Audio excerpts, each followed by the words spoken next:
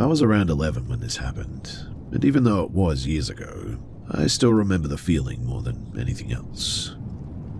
It was a weekend afternoon, and my mum had taken me with her while she ran some errands. The shopping area was one of those older parts of town that had never really been updated. There were a few businesses still operating, but between them were pretty much just empty lots, closed storefronts, and old buildings that looked like they had been abandoned for at least a few years. I hated that area as a kid too. There was one section between the stores that always felt strange. The pavement was cracked, the weeds grew through everything there, and there were some old signs and boarded up entrances everywhere. It wasn't dangerous during the day or anything, but it had the kind of atmosphere that made you walk a little bit quicker. Anyway, while my mum shopped, I wandered around near the entrance because I was a bit bored. I would step outside for a minute, look around, and go back inside whenever I got tired of the heat. That's when I noticed someone across the parking area. There was a man standing near an old signpost. At first, I didn't think anything of him too. I mean, adults stood around waiting all the time, right? But after a few minutes, I realized something was strange. He wasn't really doing anything. He wasn't looking at his phone. He wasn't waiting for someone. He wasn't walking anywhere. He was just sort of, well, standing there. And every time that I came outside, he seemed to notice as well. I started testing it out without really meaning to as well. I'd walk out, look toward the parking lot, and go back inside. A few minutes later, I'd do it again. Every time, though, his attention was on me. There was something uncomfortable about the way that he watched. It wasn't casual. It felt focused, like he was waiting for something. Eventually, my mum gave me her phone and asked me to find my uncle, who was supposed to pick us up, and tell him to move the car closer because she had too many bags. I didn't think too much of it. I walked outside and started heading toward where the car usually parked. And that was when the man moved. He pushed away from where he'd been standing and started walking in the same direction. At first, I told myself that it was just a coincidence. But then I noticed that he was matching my pace. I slowed down and he slowed down. I walked faster and so did he. I remember the exact moment when I stopped trying to convince myself that it was nothing. It was the sound of his footsteps behind me. The parking lot, you see, was covered in loose gravel, and every step made this sharp crunching sound, and he wasn't rushing. He wasn't running. He didn't need to. He was just steadily getting closer. I turned toward the older part of the shopping area because I thought that I could cut through and lose him among the buildings. Instead, though, I heard his footsteps continuing behind me. That was when I ran. I don't remember thinking about it. I just remember my body sort of reacting. I ran past the empty storefronts, around the abandoned sections, and toward the road where I knew the cars usually stopped. I was terrified to look back because, well, some part of me already knew that he was still there. But when I finally did look, he was still walking. That scared me too, more than if he had been running. He didn't look angry, he didn't look excited. He just had that same blank expression and the same steady pace. I made it across the road and spotted my uncle's car finally. I pulled open the passenger door and got inside, trying to explain what had happened while barely being able to breathe from all the running. My uncle immediately started the car and pulled away, and as we drove off, I looked back. The man had stopped near the edge of the old shopping area. He wasn't following anymore, but he was just standing there, watching us leave. I remember seeing him holding something small in his hand, though. It caught the sunlight every time he moved it, almost like he was turning it over between his fingers. I don't know exactly what that was, but my guess is that maybe it was a small knife or a shiv or something. I never told my mum what happened. I don't really know why. Maybe because I was young and I didn't want anyone telling me that I'd imagined it. Maybe because I didn't even know how to explain why it scared me so much. But even now, I still remember that feeling. Not every frightening person looks dangerous too, I guess, and sometimes the things that stay with you, is someone who doesn't do anything at all or does very minimal stuff. Someone who just stands there, watching you with a predatory sort of gaze.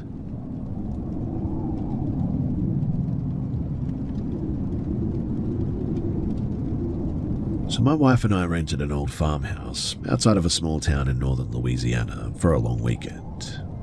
We were there because one of my closest friends was getting married nearby, and since the hotels in the area were either booked or ridiculously expensive, we decided to try our luck with a vacational rental. The listing, it looked perfect too. It was secluded, had plenty of space, and the photos made it look charming in that sort of old-fashioned way. The description mentioned that the house had been in the same family for decades before being converted into a rental, and when we arrived, I immediately understood what they meant by old-fashioned. The place felt frozen in another era. The wallpaper was faded, the furniture looked like it had survived several generations, and almost everything inside had a strange sense of permanence to it.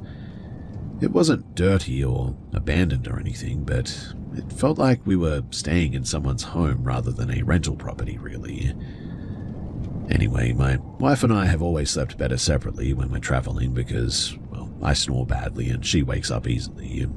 So we picked different rooms at opposite ends of the hallway. The first night was completely normal. The second night, though, was when things started feeling strange. I had spent most of the day at the wedding, and by the time that we got back, I was exhausted. I took a shower, grabbed a book, and went to my room to relax a little bit. Before going to sleep, I filled a glass of water and placed it on the dresser beside the bed. I remember specifically doing this too because I always wake up thirsty at night. I turned off the light and eventually I fell asleep. Now, at some point I woke up and I don't know what woke me. It wasn't a loud noise or anything obvious. It was more like I just suddenly became aware that something felt different. The room was colder than it had been, I guess, and I reached over to the dresser, expecting to grab my water, but my hand touched nothing. The glass was gone. At first, I assumed that I had knocked it over while sleeping, but the floor was completely dry. There was no broken glass, no puddle, nothing there, and so I turned on the lamp and searched around the room a bit. That's when I first noticed the closet door. It was open, and I was certain that I had closed it before going to bed. Inside the closet, sitting on the floor behind a stack of old blankets, was my glass, still upright, still half full, and I just sort of stood there staring at it. I don't know how it got there. The closet was on the other side of the room, and there was no logical way that it could have ended up there. I mean, even if I had somehow knocked it over, it wouldn't have moved across the room and placed itself neatly inside the closet like that. I didn't touch it. I don't know why, but something about seeing it there made me feel like I wasn't supposed to. I climbed back into bed and tried convincing myself that there was an explanation for it. Maybe I was half asleep, and maybe I moved it without remembering. Maybe I was just tired and confused. But then I noticed the smell. The room suddenly smelled like wet soil and old flowers. Not a normal household smell at all, and it reminded me of walking past a graveyard after rain almost. I lived near one when I was younger, and sometimes I could smell that smell. Anyway, I sat there listening, and the silence was probably the worst part of it. It just didn't feel peaceful. It felt like the room was waiting almost. Around 2:30 in the morning, I then noticed something else too. The old rocking chair in the corner of the room was moving, slowly and ever so slightly, but back and forth. I stared at it for several seconds, trying to find a reason for why. Maybe the floor was uneven, maybe there was a draft, maybe me moving around earlier was the cause for it moving now. Except the curtains weren't moving, nothing else in the room was moving, and I hadn't moved around the room for a long time by this point. And yet, the chair continued rocking. And then it suddenly stopped, and a few seconds later, I heard a faint sound from the hallway. And there was a woman's voice. I couldn't make out the words, but it sounded like somebody quietly speaking from just outside of my bedroom door. I grabbed my phone and sat completely still, and the voice stopped. I waited. After maybe a minute, I slowly opened my bedroom door, but the hallway was empty. The strange part, too, was my wife's bedroom door. It was closed. She always slept with the door slightly open, and I walked over and knocked, but there was no answer. I opened the door, and I found her sitting upright in bed, wide awake, and she looked terrified. Before I could say anything, she whispered, "Did you hear somebody walking around?" I felt my stomach drop. I asked her what she meant, and she told me that she had been awake for almost an hour because she kept hearing someone moving around outside of her room. She thought that it was me at first, but every time that she checked, nobody was there. She also told me something that I still think about a lot to this day. She said that she kept feeling like somebody was standing beside her bed. Not watching from across the room, but like standing right beside her. We didn't talk much after that. Neither of us wanted to admit what we were thinking. So we packed our things before sunrise, and when we left, I put the keys on the kitchen counter, and that's when I noticed something sitting underneath them, a small wooden box. But I hadn't seen this before.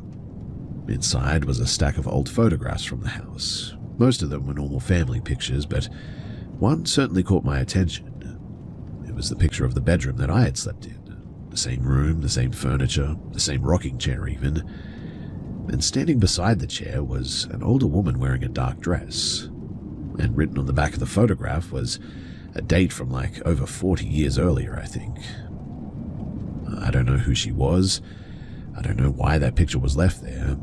I don't even know how it got there, to be honest, and I don't know what happened in that house, but I do know that neither my wife or I have ever stayed in another old rental without wondering what might still be there after everyone leaves.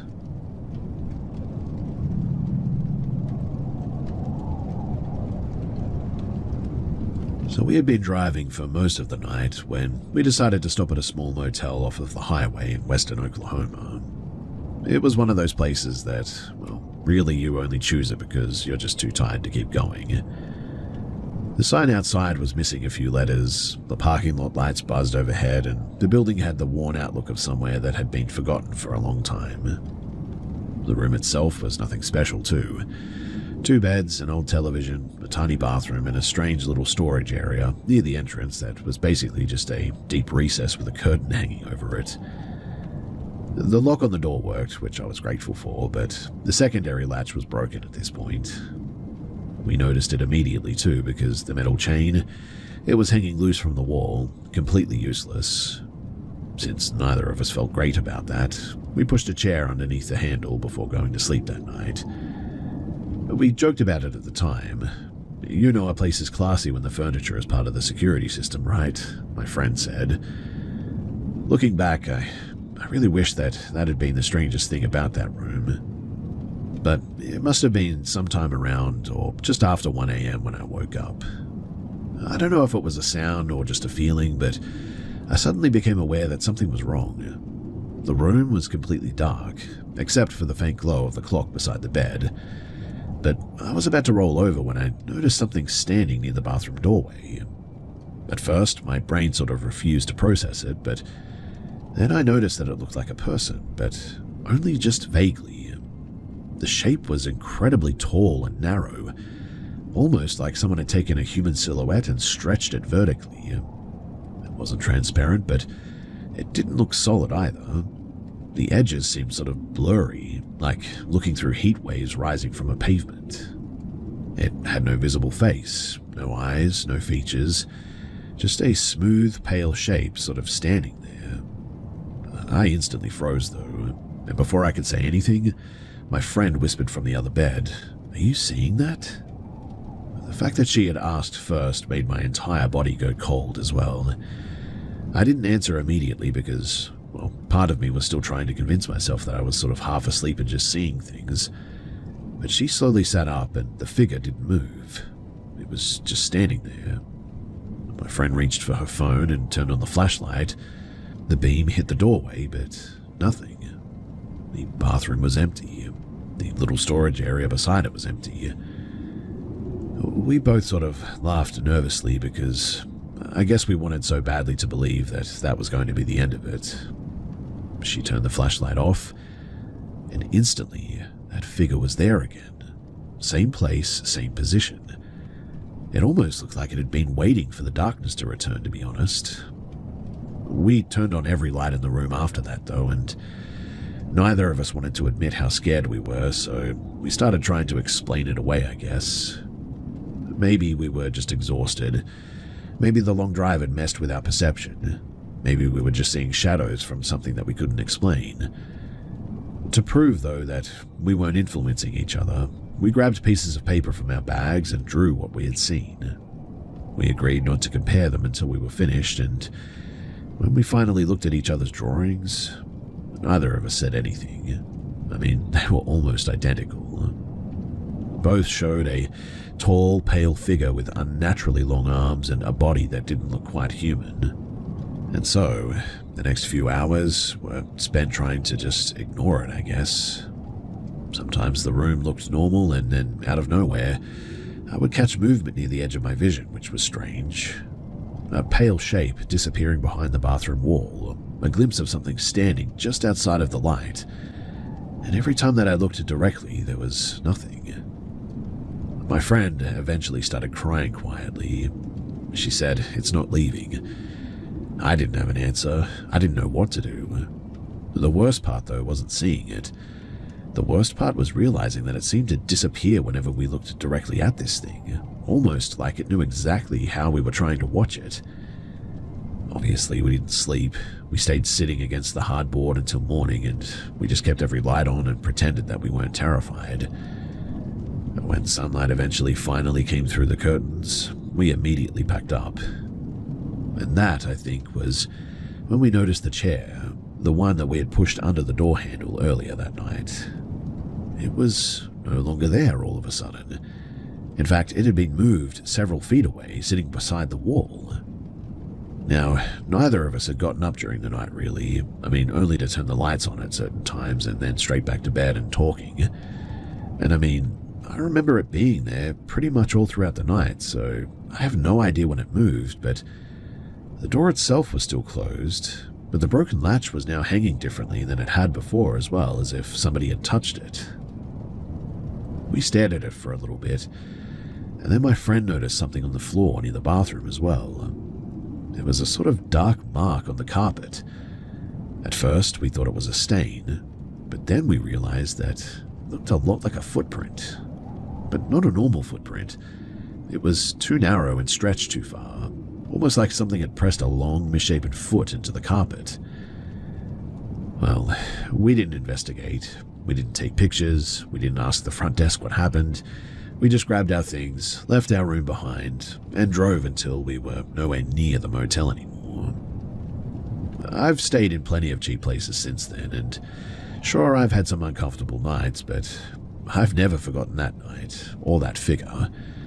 Yes, because it was terrifying to look at, but also because of the way that it stood there, silent, patient, like it wasn't trying to scare us, but like it was simply waiting for us to notice it.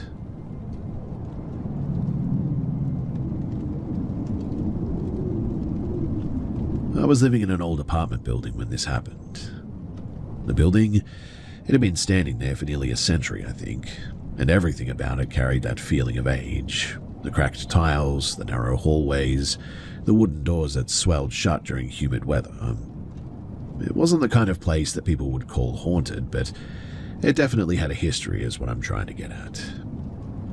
Anyway, my younger cousin and a few of his friends were staying over one weekend.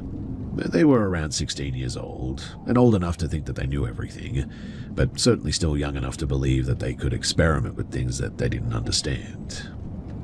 Late one night, I woke up because they were making too much noise in the dining room. When I walked out to tell them to keep it down, I found them sitting around an old table that belonged to my grandparents, and they had a glass in the center, pieces of paper with letters written around it, and their hands resting lightly on the glass. They were doing one of those homemade spirit games that teenagers always seem to find fascinating. I immediately told them to stop, but they laughed and they told me that they weren't doing anything dangerous. They said that it was just a game and that nothing would happen anyway. I wasn't convinced, but I didn't want to turn it into a bigger argument either, so before going back to bed, I made them promise that they would finish properly and put everything away. They agreed, and at least I thought that they did. About maybe an hour later, I would say, I heard them calling my name at some point, but there was something different in their voices. They weren't laughing anymore, and when I went downstairs, the entire mood of the room had changed. The glass was literally moving across the table slowly, stopping and starting as if somebody was struggling to push it. My cousin looked terrified. They told me the glass had started moving on its own and that it spelled out a name. And then they said that whatever they had allegedly contacted was apparently angry. I wanted to tell them that they were just imagining things. I wanted to grab the glass and throw it away, but instead I told them to end the session immediately. They said that they had tried. They claimed that the glass wouldn't stop moving until they removed their hands. Eventually, they lifted their fingers away, convinced that that was enough, and they left everything sitting on the table. That, though, was a huge mistake. The first strange things started happening days later.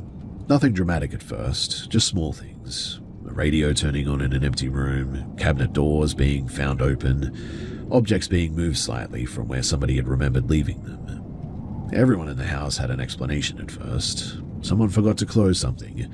Someone bumped something. Someone was playing a joke. Whatever. But then, the noises started.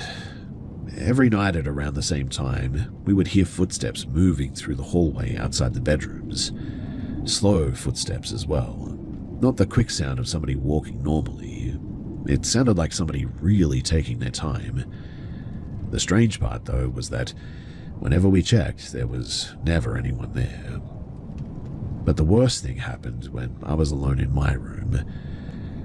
So I woke up suddenly because my mattress sort of shifted all of a sudden. At first, I thought that I was still dreaming, but then I felt the bed literally dip beside me, like somebody had sat down and I couldn't move. I just laid there staring into the darkness, trying to convince myself that there was a normal explanation for what this was. But then, I swear to you that I felt something touch my arm. It wasn't painful and it wasn't aggressive, it was almost like someone trying to get my attention. But that somehow made it worse, and so I whispered every prayer that I could remember until the pressure disappeared.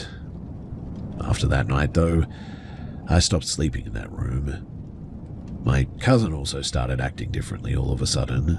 He went from being the person who laughed at everything to someone who refused to even talk about what had happened. One evening during a storm, the entire neighborhood lost power and everyone in the apartment building was sitting in darkness. Everyone except for my cousin. You see, he was in the living room when the television turned on, and the strange part was that it wasn't plugged in. He told us that the screen lit up with a bright white glow, almost like the television was displaying a blank image. And then apparently a shadow appeared. Not a reflection and not somebody standing behind him, but a shape literally on the screen. It was stretched and distorted, moving in a way that looked really unnatural.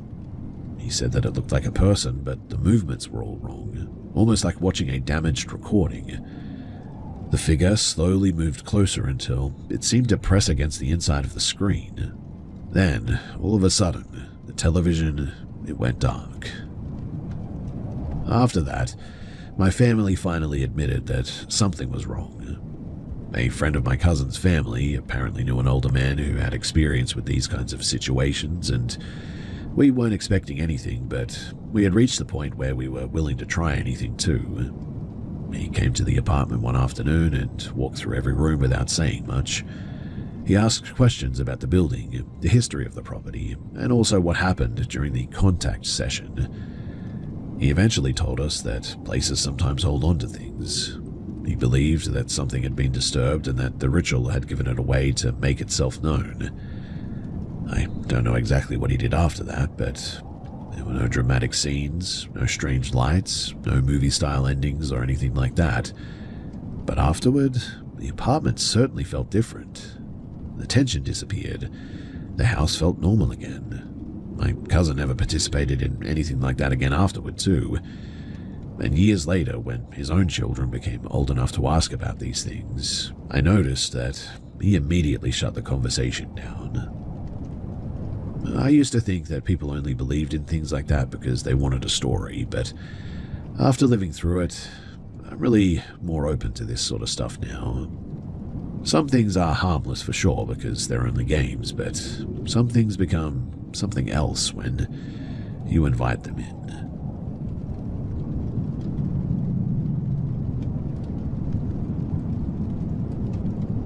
I used to take the same walking route home almost every night. It was faster than going around the main road, and after months of using it, I really stopped thinking about it. It was just a quiet stretch behind some old warehouses and some empty lots that had connected one neighborhood to another. Nothing about it ever really bothered me before. But that all changed one night in the middle of winter. It was sometime after midnight, and the entire area felt unusually still. Not peaceful, but just sort of, well, empty, I guess. The kind of silence where you suddenly become aware of every small noise that you make. My shoes hitting the pavement sounded louder than they should have, and halfway through the walk, I noticed someone standing near a chain link fence at the edge of one of the empty lots. At first I assumed it was just somebody waiting for a ride or maybe taking a shortcut like I was, but the longer that I looked, the more wrong it felt. The person was extremely tall, for instance. Not just tall in a normal sense too, but something about the proportions looked really strange. The arms, for instance, seemed way too long, and the body looked unnaturally narrow. They were standing completely still as well, facing toward the road. I didn't like the feeling that I got from them, so I immediately looked away and kept the pace up. I told myself not to be dramatic. I mean, it was probably just somebody standing there after all. Maybe a person just wearing dark clothes who was a little bit tall. Anyway, I walked past the spot without looking directly at it again. But a few seconds later, curiosity got the better of me and I sort of glanced back. And when I did, nothing. The area behind me was now completely empty. The lot was open though. There were no buildings close enough to hide behind, no trees, no vehicles, nothing that could explain where the person could have gone. So I stood there for a moment, trying to make sense of it. Then I heard footsteps right behind me, and I froze. The entire street seemed to go silent too. I waited, but nothing. I slowly started walking again, and a few seconds later, more steps. The sound wasn't far away though. It wasn't an echo. It sounded like somebody was following me, at the exact same distance every time as well. I stopped and the footsteps stopped. I walked and they walked. At that point, I stopped trying to convince myself that it was nothing. I pulled out my phone and turned on the flashlight, swinging it around from behind me. The beam moved across the empty road, the fences and the grass beside the path, but nothing. No person and no movement. But the moment that I started walking again, those same footsteps returned. I sped up and they sped up. I slowed down and they slowed down, and the distance never changed. I remember sort of feeling a bit embarrassed at first because, well, a part of me was still thinking that I was just imagining things. But the longer that it continued, the more impossible it became to ignore. I wasn't just hearing something. Something was matching me, and by the time that I reached my street, I was no longer pretending to be calm anymore. I kept my eyes forward and walked as quickly as I could without running, but when I reached my driveway, I grabbed the gate and pulled it open, and before going inside, I made the mistake of looking back. At the end of the road, beneath one of the broken streetlights, stood that same figure, that same tall silhouette. It hadn't followed me into the neighborhood, though. It hadn't chased me right up to my house. It was simply standing there, watching me, I think. Well, I rushed inside and locked the door behind me and stayed awake for hours looking out the window. I never told anyone because I know how it sounds. A strange figure in the park, invisible footsteps, something following me home. I expected people to tell me that I was tired or just imagining things, but the next day, something happened that made me question that explanation for good. You see, my neighbor stopped me while I was outside, and he was an older man who spent a lot of time just sitting on his porch watching the street. And he looked at me strangely and asked, "Were you walking home late last night?"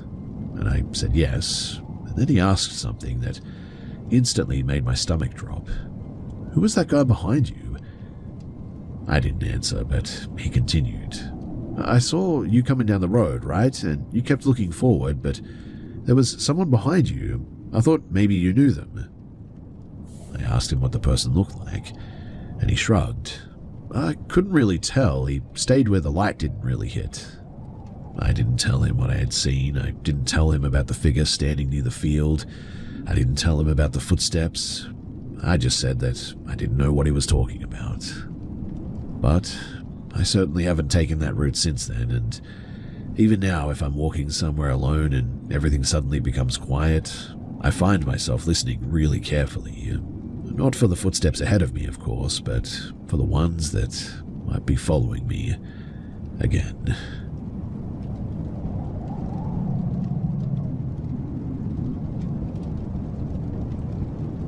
I used to be the person in my family who would make fun of ghost stories.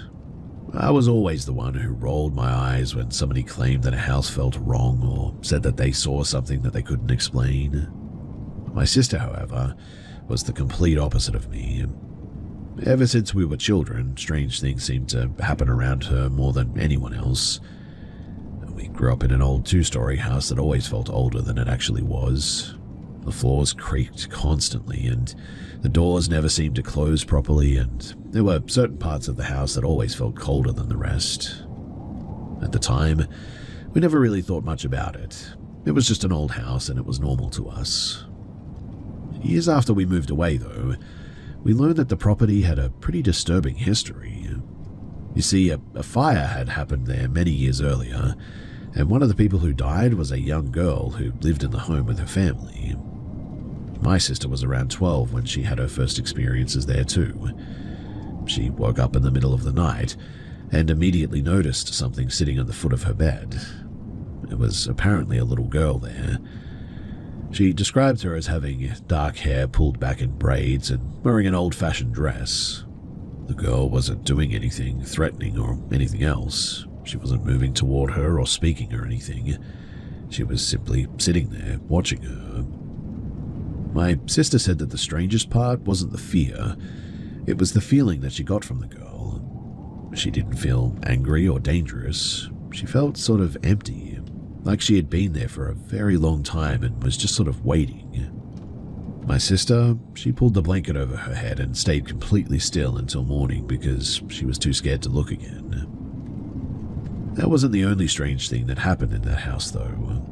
My uncle, who lived there when he was younger, had his own experiences too. He would sometimes hear the bathroom faucet turning on when nobody else was home. He would walk in expecting to find someone there, only to see the handle turned off. Then, after he left, the water would start again. It became one of those things that everyone in the family knew about, but nobody really talked about it or knew how to explain it. Years later, my sister started working a large department store. She often worked late shifts, and because she was responsible for closing tasks, she was usually there after most employees had already left, and at first the strange things were pretty small.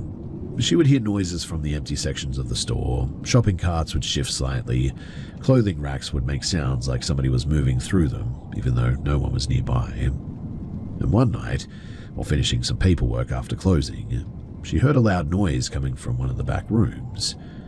She asked the security guard if he could go and check it out. Instead of investigating, he apparently told her immediately to get her things and to leave.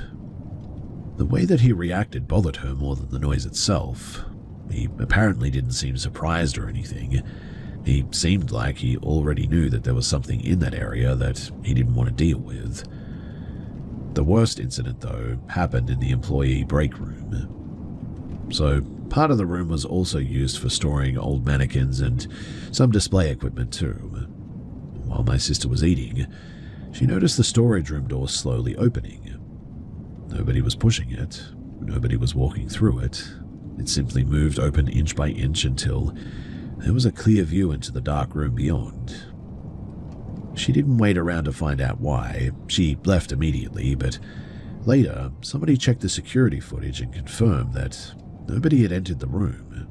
The recording showed the door, and the recording indeed showed the door opening by itself. I even got to see this one. The experience that finally made her quit happened near the end of another closing shift, though. She was working with an older employee she had known for years at this stage. They were both finishing up at the counter when the woman suddenly just screamed. My sister rushed over and found her standing against the wall, shaking. The woman kept staring beside my sister's head, and she told her that she had seen someone standing right next to her. According to the woman, it looked like a man who was almost transparent, with a strange dark discoloration around his face. He had been leaning close to my sister, like he was trying to whisper something directly into her ear. She said that the expression on his face terrified her more than anything else, though. After that, though, my sister quit shortly afterward. I always thought that these stories were strange too, but honestly, I just never really experienced anything myself, and so I mostly just sort of dismissed them. Well, that changed recently. You see, not long after my mother passed away, I was taking a nap in the living room with my brother. The house was completely quiet, and I woke up suddenly for no obvious reason. The first thing that I saw, though, was the doorway leading into the kitchen, that someone was there. It looked like a tall figure wearing old, heavy clothing. It moved across the opening in a strange way, almost like its movements weren't completely natural. The motion was really stiff and sort of uneven, like watching something imitate the way that a person walks. I instantly froze, though. I didn't feel curious, I didn't feel like investigating, too. I immediately turned away and just buried my face into some pillows because every instinct that I had told me to not keep looking. A few days after that as well is when my mother died. I still don't know whether the timing means anything. Maybe it was connected, maybe it's just a coincidence that happened at the worst possible moment. But ever since then, the house has just felt different. Not haunted in the way that people describe in movies or anything, but it's harder to explain than that. It feels like the whole atmosphere has changed. Like the rooms are carrying something that they weren't carrying before. Even now, I still hesitate before walking into the kitchen at night. I always look toward the doorway first. Maybe old houses hold on to memories or something. Maybe certain places become attached to the things that happen inside of them. I don't know what the answer is. I just know that after everything that my family has experienced, including myself, I no longer dismiss these stories as easily as I used to.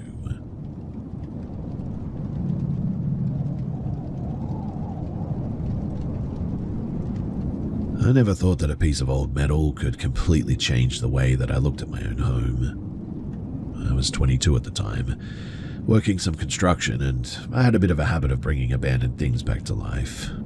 If something was broken, rusted, or forgotten, I sort of felt the need to restore it, I guess. That's how I ended up with this gate. I found it behind an old salvage yard outside of the city. It was a massive iron garden gate covered in layers of black paint and years of rust. It looked like something that belonged in front of an old mansion, rather than sitting in a pile of discarded metal, which is how it got my attention. I bought it without really knowing why as well, but for the next few weeks I worked on it in my garage. I spent hours stripping away the old paint, sanding the rust, and repairing the damaged sections. Most nights I was out there alone, working under a single overhead light that constantly flickered whenever the air became damp. When I was finally finished, I was pretty proud of it too. At the time, I was living in a small ground-floor apartment in Seattle. It was nothing special, just a cramped studio with concrete walls and a large window overlooking the street. Outside was a small enclosed patio area, and I decided that the restored gate, well, it would fit perfect as that entrance. The moment that I installed it, though, Something about the place just felt different. The first thing that I noticed was the smell. It was hard to describe, but it sort of reminded me of burnt metal or copper wiring maybe. A sharp sort of metallic odor that seemed to appear randomly throughout the apartment. At first, I assumed it was coming from outside, but eventually I realized that it was strongest whenever I touched the lock on the gate. I tried to ignore it, but then about a week later, I woke up in the middle of the night. It was maybe around 4 in the morning, I would say, and I heard something outside. A sort of small metallic sound. Not a crash, and not someone trying to break in or anything, but just a repetitive sort of clicking noise. It sounded like somebody tapping on the iron bars of the gate. I sat up immediately, expecting to see someone standing outside of my patio, maybe a drunk person passing by, or maybe somebody messing around, but I looked through the window and there was nothing. The patio was empty, the gate wasn't moving. I waited for a few minutes and then eventually convinced myself that it was nothing, and I went back to bed. But 10 minutes later, it started again. Only this time it wasn't outside, it was inside of my apartment.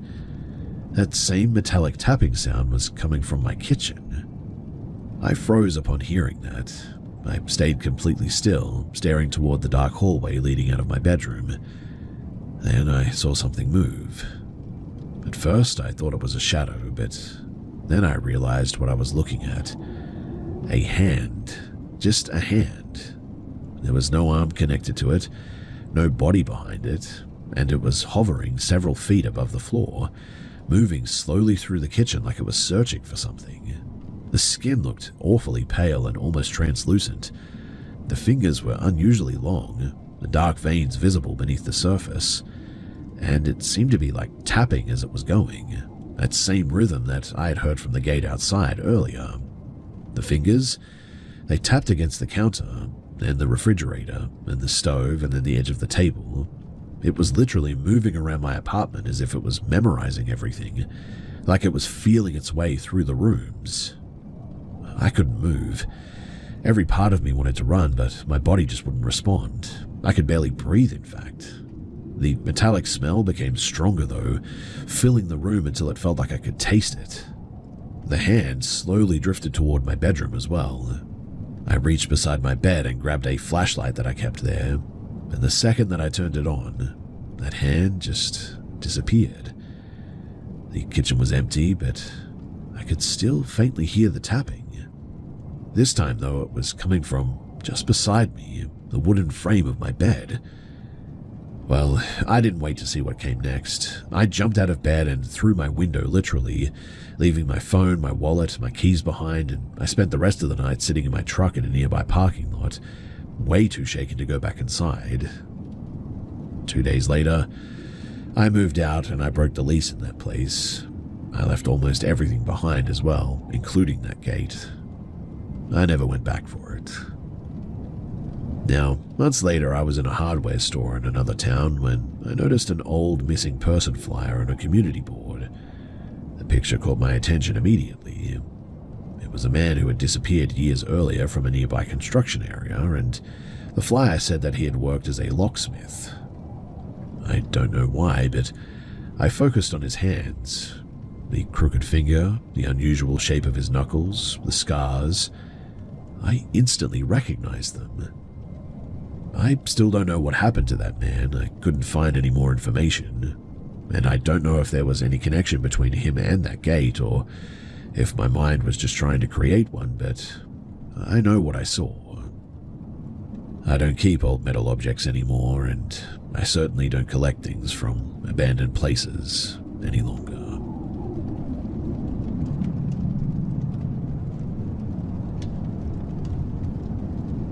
I used to think that the Delta was the kind of place where the only things that you had to worry about were mosquitoes, the heat, and getting lost on the back roads out there. That all changed, though, after one night on a friend's property. The Sacramento Delta has a strange atmosphere after dark. The air feels heavy, almost thick enough to notice it. Everything smells like wet soil, river water, and decaying vegetation. But during the day, it's peaceful. At night, though, especially when you're far away from everything, it feels just completely different.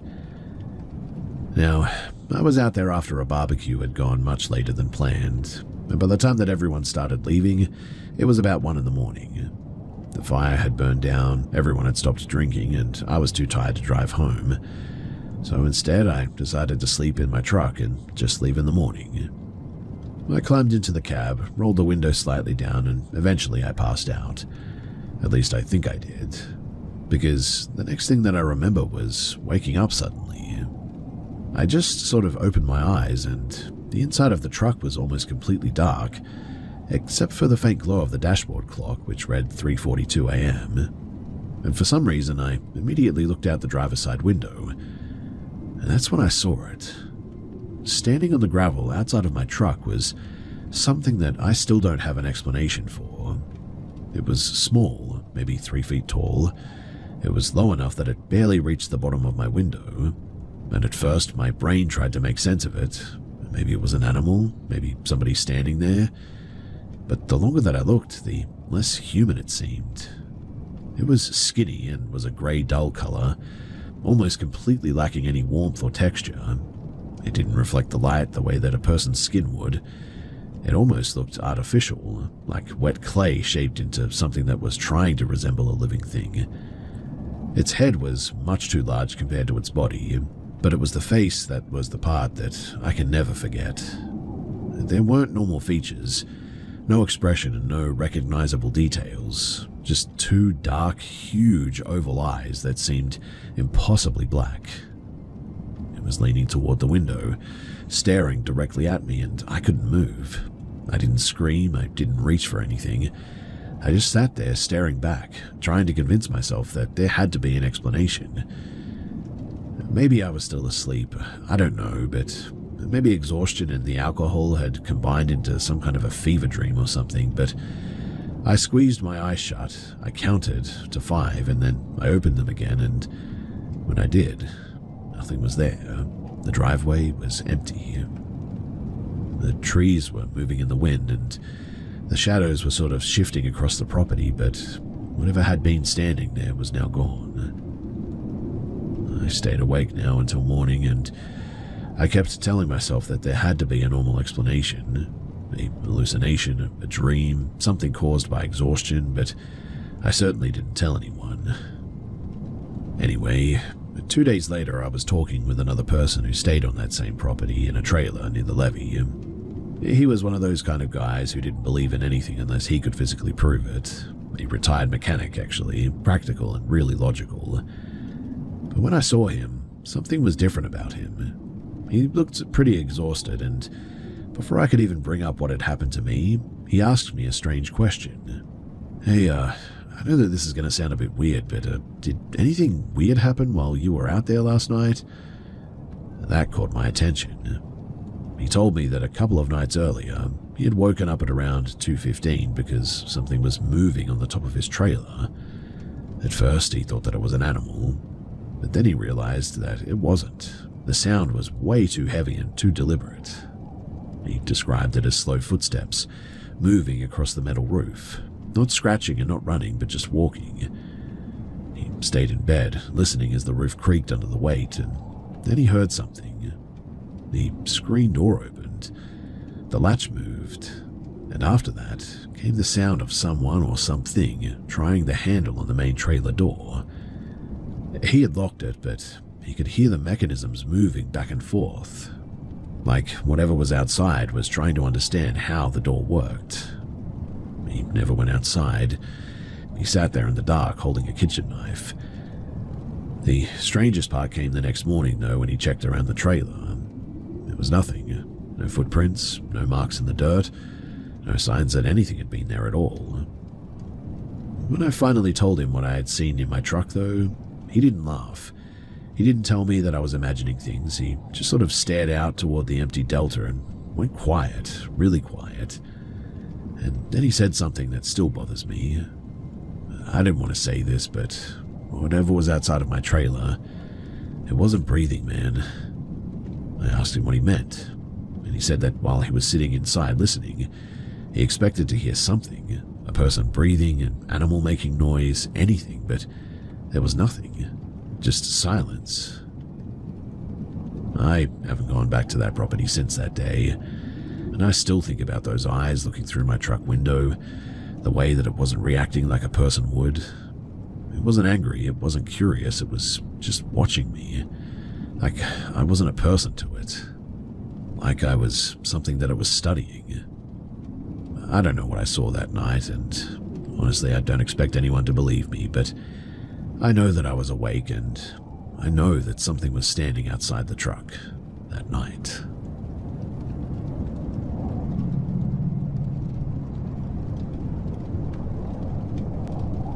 I never expected a normal drive home after work to become something that I would still think about years later. It happened in the fall of 2018 in Kentucky, and I had just finished a late shift and was taking my usual route through the East End, and at that time of night, the area is almost completely empty. The streets are quiet, the houses are dark, and the neighborhoods had that strange sort of stillness that you only notice when there's nobody around. Anyway, I was driving past a bank branch when something caught my attention. The parking lot was brightly lit, almost unnaturally so.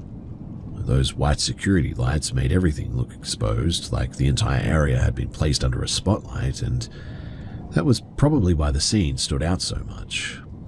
Something about it felt immediately wrong. Right in front of the bank entrance was an old red minivan. It looked completely out of place. The vehicle was really beaten up too, covered in grime, and looked like something that belonged sitting behind a junkyard fence, not parked directly in front of a bank. Around it were several large black SUVs. They were positioned around the van in a way that didn't look random. They weren't parked normally too. They looked like they had been deliberately placed there. The vehicles themselves were strange too. They were completely dark with heavily tinted windows and a design that made them look like more government or military vehicles than anything a regular person would drive. And I noticed the people standing around them. At first, my brain tried to make sense of what I was seeing, but then it just couldn't. There were several figures surrounding the minivan, but they were enormous, far taller than any person should have been. They stood well above the vehicles beside them, with bodies that looked stretched and really unnatural. Their skin was a pale blue-grey color, almost like frost or stone, and it didn't look like a normal skin at all. It looked smooth and sort of lifeless. They had no visible hair, and their faces were the strangest part. I couldn't make out any normal human features. There were no obvious noses, and their mouths didn't appear to exist. Their faces looked almost unfinished, like something had created the shape of a person without adding the details. They were also wearing dark tactical gear, as weird as that sounds, I know, but black vests, heavy equipment, but there were no markings, no logos, no words identifying who they were, nothing. The weapons that they carried were what made the entire thing feel really weird too. They didn't look like normal firearms. They were oversized and really unfamiliar to me, with strange mechanical parts attached that reminded me more of something from a science fiction movie than something designed for the real world. I slowed down as I passed. I was trying to get a better look. I think I just couldn't accept what I was seeing, to be honest. I was moving slowly enough that I had plenty of time to process it, but every second of it made it feel less real. The strange part, too, was that none of them reacted to me. They didn't turn, they didn't watch my car, they didn't seem concerned that somebody was driving past. They were just standing there around that van, completely still, like they were waiting for something. My first thought was actually to pull over because I wanted to take a picture. I wanted proof. I wanted something that would confirm that I wasn't imagining the entire thing. But the second that I seriously considered stopping, something in me changed.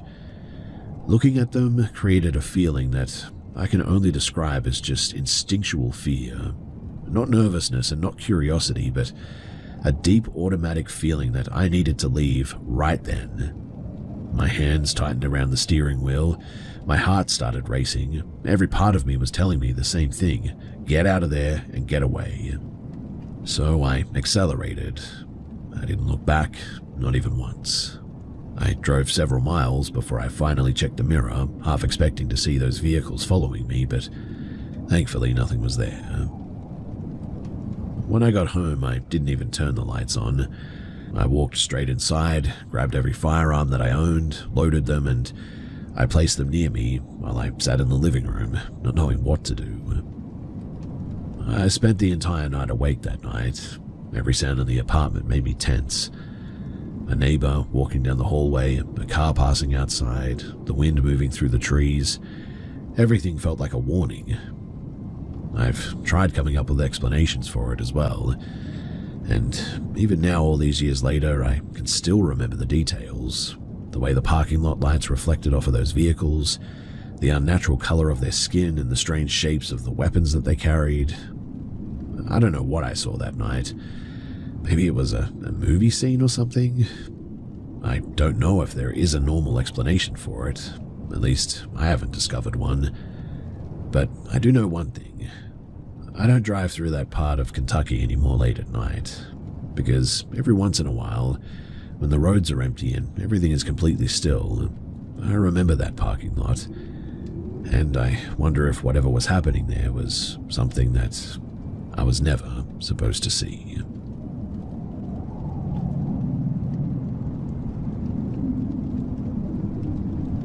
I've always been somebody who believed that there was a logical explanation for almost everything.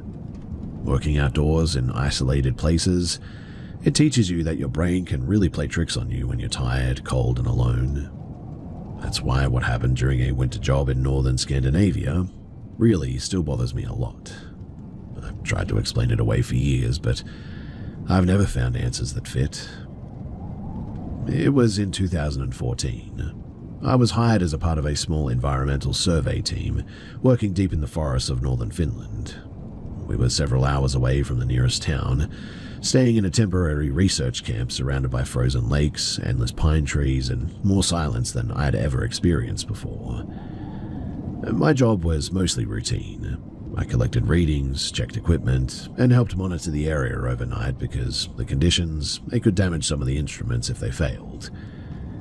Now, the night shifts were pretty boring, to be honest. Most of the time I just sort of sat outside with a thermo of coffee, listening to the generator and watching the tree line. The first strange thing happened during my third night alone. The weather was brutally cold, well below freezing, but sometime after midnight I noticed something unusual. The air around the camp started smelling like rain. Not snow and not ice, but that distinctive ozone smell of like rain. The problem was that everything around me was frozen solid. There shouldn't have been any trace of that smell. A few minutes later, I noticed the sounds had changed as well. The forest had gone completely silent. No wind moving through the trees, no cracking branches, no distant animal sounds. Then I felt something strange in my body. My ears started ringing and there was a pressure in my head that felt like I was underwater. That was when I noticed movement beyond the edge of the camp lights. At first I thought it was a person, but then I realized pretty quickly that it wasn't. There were several shapes standing between the trees, maybe 50 or 60 meters away. They weren't solid figures, but they weren't invisible either. The closest way that I can describe them is like looking through distorted glass almost. The trees behind them were visible, but the shapes themselves bent the light around them. They were tall and extremely thin. Their bodies looked sort of stretched, almost like somebody had taken the outline of a person and pulled it upward. Their surfaces shifted constantly, changing between dark blue and a sort of silvery color, and something almost transparent, but always see-through. I remember thinking that I was just trying to make sense of something that had no category, and then one of them sort of moved. It lifted an arm, and a second later the others did the same. At first I thought that they were copying each other, but then I realized that they were copying me. I shifted my stance, they shifted. I moved my hand slightly and they mirrored it. I froze and they froze. There was no aggression and no obvious threat, but that somehow made it worse.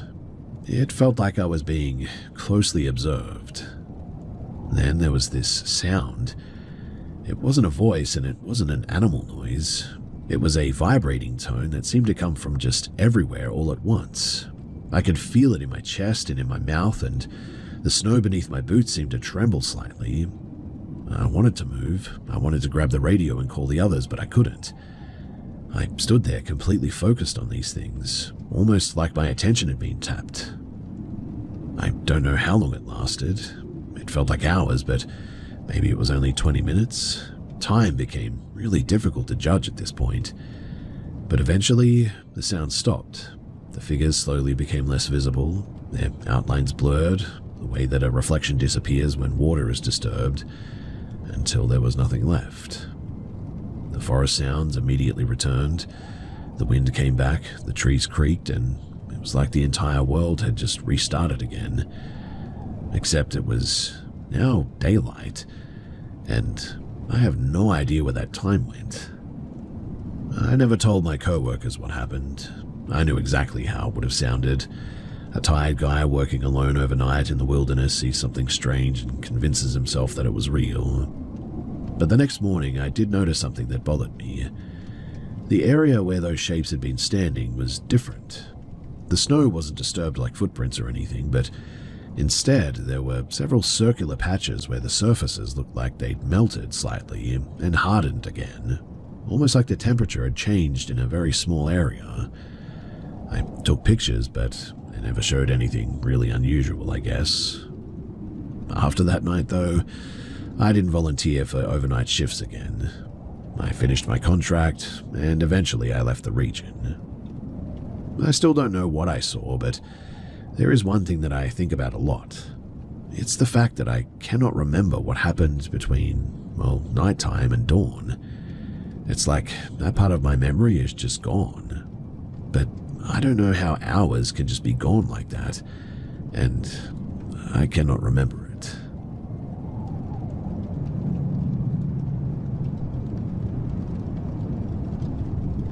I've worked night deliveries for years now, so I've gotten used to the strange things that you see after midnight. Empty streets, people answering doors half asleep, old buildings that make every sound echo. Most of the time, there's a normal explanation for everything. But one night in Prague, I experienced something that I still cannot explain. So, I was covering a late route during the winter of 2021, delivering packages through an older part of the city. The area was filled with aging apartment buildings, narrow streets, and courtyards that seemed to absorb all of the noise around them. Around 1:45 in the morning, I arrived at a large residential building at the end of a quiet street. It was the kind of place that looked like it had been standing for at least a century. The stone exterior was stained from years of weather, and the entrance light above the door kept flickering on and off too. I grabbed the package though, and I went inside. The lobby was completely empty. There was no security desk, no residents walking around, nothing except old wooden mailboxes, and the sound of my own footsteps on the tile floor. I took the stairs because the elevator looked like it hadn't been maintained in decades at this stage, and by the time that I reached the upper floors, I started feeling a bit uneasy, I guess you could say. I couldn't point to one specific thing, I guess, but the building was just strangely quiet, like every apartment behind every door was holding its breath. Well, I made the delivery and I started heading back down. That was when I noticed the door, though. You see, on the second floor, one apartment door was open slightly. Not enough to see inside, but just a narrow gap with darkness behind it. At first, I thought that someone had accidentally left it open, but then I saw the person standing there. A man was inside of the doorway, facing the wall. He wasn't looking at me, he wasn't moving. He was just sort of standing there with his forehead almost touching the paint, completely motionless. He was wearing a long dark coat that looked old and heavy. The fabric hung strangely too, almost like it was too large for him. The hallway light didn't seem to reflect off of it properly as well, which is something that I noticed. I didn't want to stare though, so I kept walking. But as I passed the floor, something about him bothered me. His posture. He was sort of leaning forward at an angle that almost looked painful. his shoulders raised almost unnaturally high. One hand was gripping the edge of the doorway and his fingers looked weird. I remember thinking at the time that maybe he was drunk or having some kind of a medical problem or whatever. But then the door moved, slowly. The gap widened. I kept walking, but something in my head told me not to look back. But I looked anyway, and the man was no longer facing the wall. He was looking directly at me. Now, I still struggled to describe this guy's face. It looked almost normal from a distance, but the longer that I looked, the more wrong it seemed. His features just weren't sitting in the right places. His eyes were way too dark, and his expression didn't match the way that a person should look at someone. Then he made a sound. Not a word, but a low, quiet humming. The strangest part, though, was that it didn't sound like it was coming from the hallway. It felt like I could feel it in my chest, like a vibration passing through my bones. I stopped trying to understand what I was seeing and what was happening, and at this point, I just ran. I don't remember taking the stairs, and I don't remember leaving the building. I only remember pushing through the entrance door, getting back to my vehicle, and locking myself inside. I sat there with the engine running for at least a few minutes before I realized that I was still holding the package that I was supposed to deliver. I drove to a nearby cafe that was open all night, and I stayed there until morning as well. It was my last delivery for the night. I never reported anything in the end. I knew that nobody would believe me, and even if they did, they would say that I was over-exaggerating the whole thing.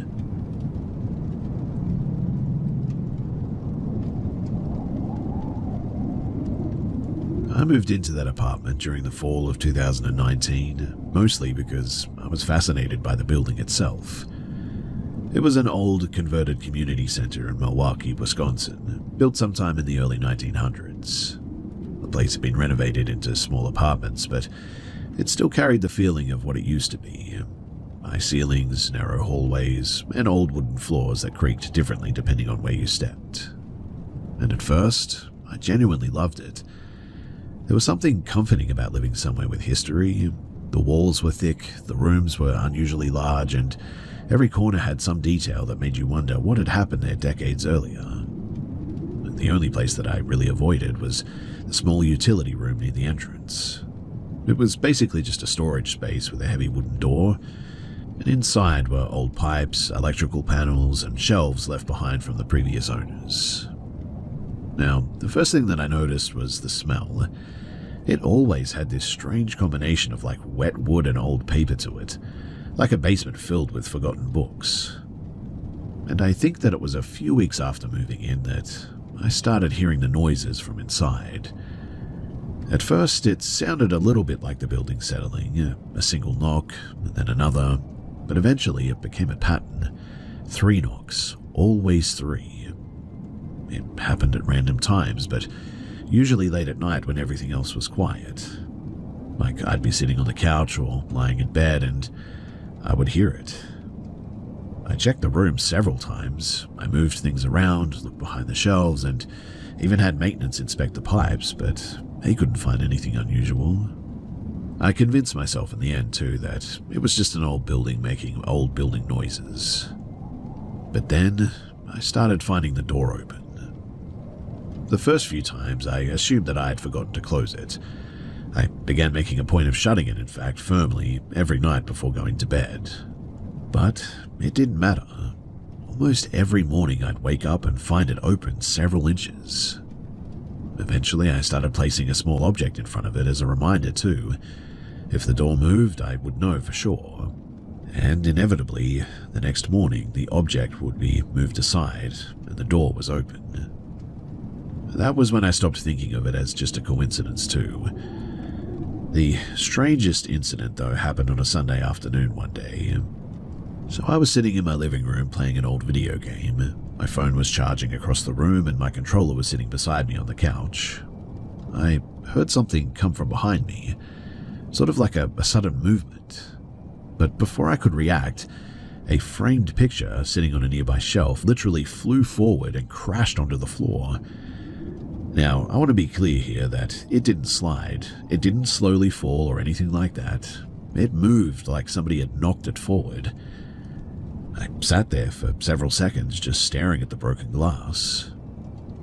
That was the first time that I felt genuinely afraid, I think. Later that evening, I called my sister and told her what happened. I wasn't even finished explaining when something happened that made me stop talking as well. A voice came from the hallway. Quiet, almost like someone was speaking from the other side of a wall. It sounded young and it said my name. I immediately turned around, but nobody was there. I stayed on the phone with my sister for several minutes without saying anything. She kept asking if I was okay, but I just didn't know how to explain what I had just heard. Well, the next day I contacted a family friend who worked as a minister. I didn't tell him everything because I didn't want to sound ridiculous, but I only mentioned that the noises and the objects were moving. He agreed to come by and take a bit of a look. While I was there, he walked through the apartment. He spent more time in the utility room than anywhere else, and he didn't really say much, but his expression changed when he stepped inside. He asked me if I had ever heard anything that sounded like a child in there. I then told him about the voice. He was quiet for a moment, and he asked, "Have you heard it ask questions?" That was the moment that my stomach dropped. I hadn't told him that. He didn't explain what he meant by that too, and I didn't push him. He simply prayed throughout the apartment, especially near the utility room, and then left afterward. Surprisingly too, the knocking stopped, the door stayed closed, nothing else happened for the rest of the year that I lived there, in fact. I still don't know what to think about all of that, but I still do have this one question.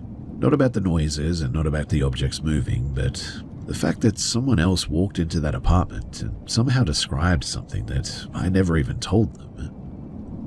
I just really don't know how to explain that.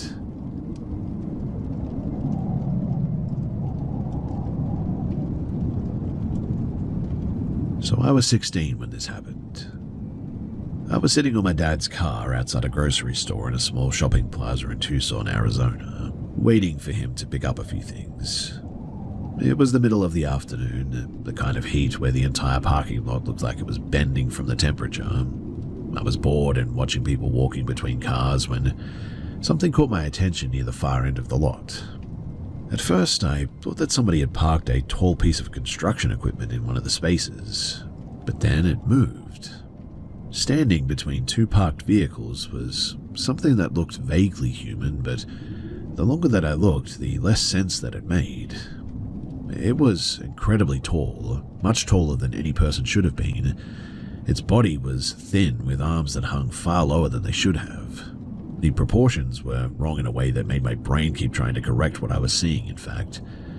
But the worst part absolutely was its face.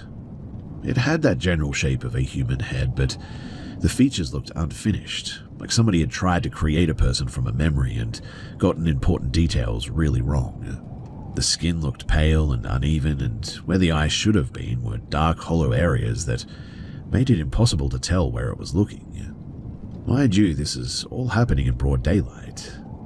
And then it seemed to notice that I noticed it, and it lifted one hand and seemed to sort of wave at me, almost like it was greeting someone that it recognized.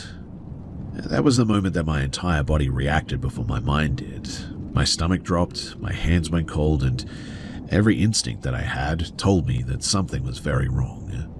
I looked away, and I remember telling myself not to look back. Maybe it was some kind of an optical illusion. Maybe I was seeing a person from a strange angle, or they had a mask on or something. Maybe there was some normal explanation that I just wasn't understanding, but then the parking lot just changed. I don't mean physically too, I sort of mean that like the sounds just disappeared. The traffic noise, conversations, shopping carts rolling across the pavement, all of it faded into what felt like I was sitting in a bubble. I became aware of something standing beside the car all of a sudden too. I didn't want to turn my head because I think that I already knew, but slowly I looked toward the passenger window and there it was. I still don't know how it got there. I mean, it wasn't walking across the parking lot or anything. I never even saw it move. Just 1 second it was across the lot, and the next it was leaning beside the car next to me. It bent down to look inside, its face only inches from the glass now, and I couldn't move. It stared at me through the window while keeping that same strange sort of look to it. It raised its hand again and tapped against the glass. The sound wasn't loud, but man, I felt every tap. I wanted to scream for somebody outside to notice, but I just couldn't take my eyes away from this thing. I just sat there, pretending to adjust the radio because, well, doing something normal was the only thing keeping me from being completely in a panic. The strangest part, though, was the feeling that came with it. Suddenly, I just felt really tired and sort of, I don't know, like I just wanted to go to sleep, but after what felt like maybe several minutes, the pressure in the air suddenly lifted, the sounds returned, a car door slammed somewhere nearby, and someone laughed outside. The world was normal again. I looked toward the window, but nothing was there. Now, I searched the parking lot as much as I could without opening the door, but there was nowhere that it could have gone, really. The area was completely open. No alleys, no hiding places, no buildings close enough for something that large to disappear into. I mean, I guess between some cars, perhaps, but even then, that doesn't seem like a very good hiding place. A few minutes later, though, my dad came back carrying the bags, and he immediately noticed that something was wrong. I told him what happened while we drove home, and I expected him to laugh or tell me that I had imagined it, but instead he just sort of listened. He didn't have an explanation either, and in the end I never figured out what I saw.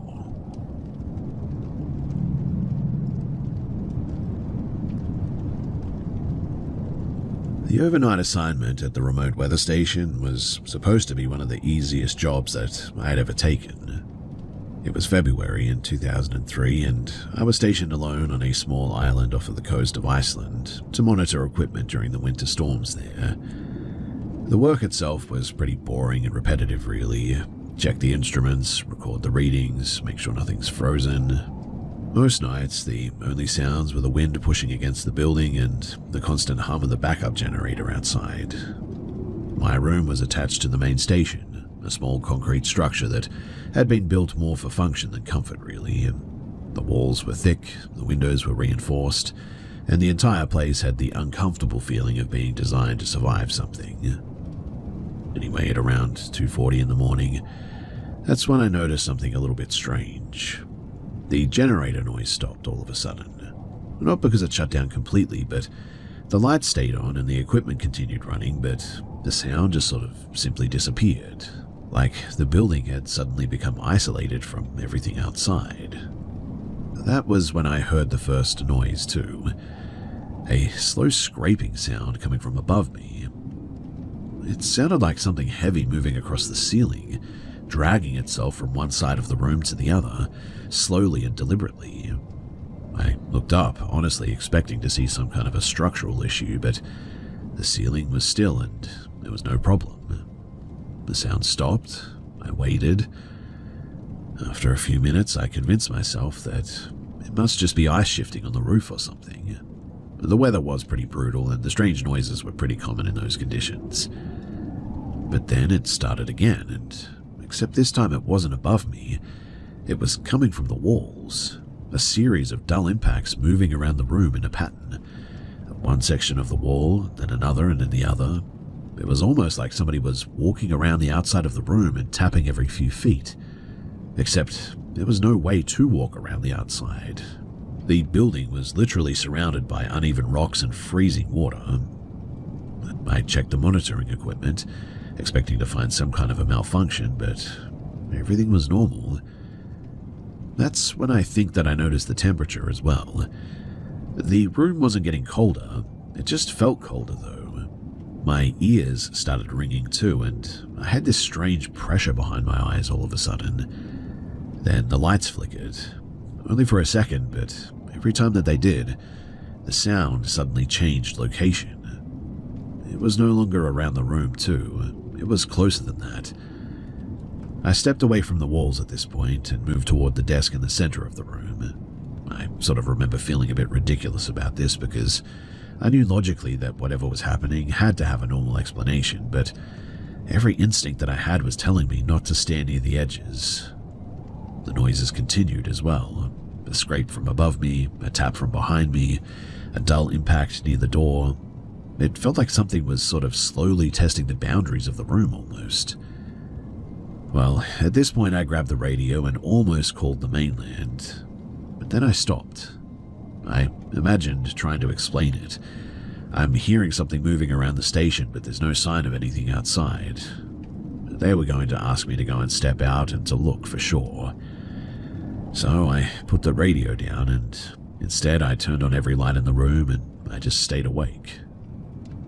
A couple of hours passed and maybe around 4:30, everything changed. The sounds suddenly stopped completely. No warning, no final noise, and just silence.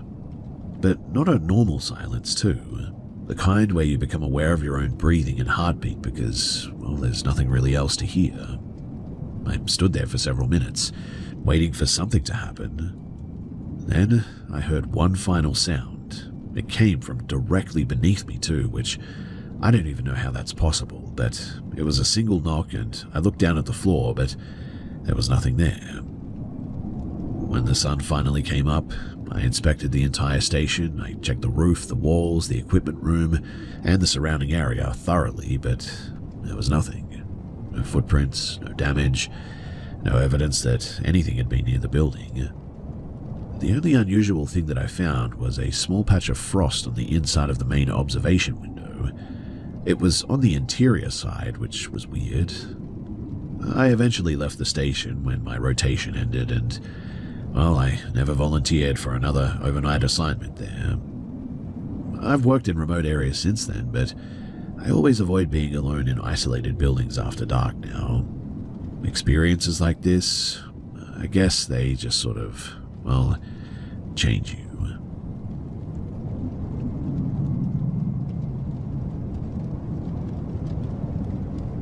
So I used to think that working nights at industrial sites was the easiest money that you could make.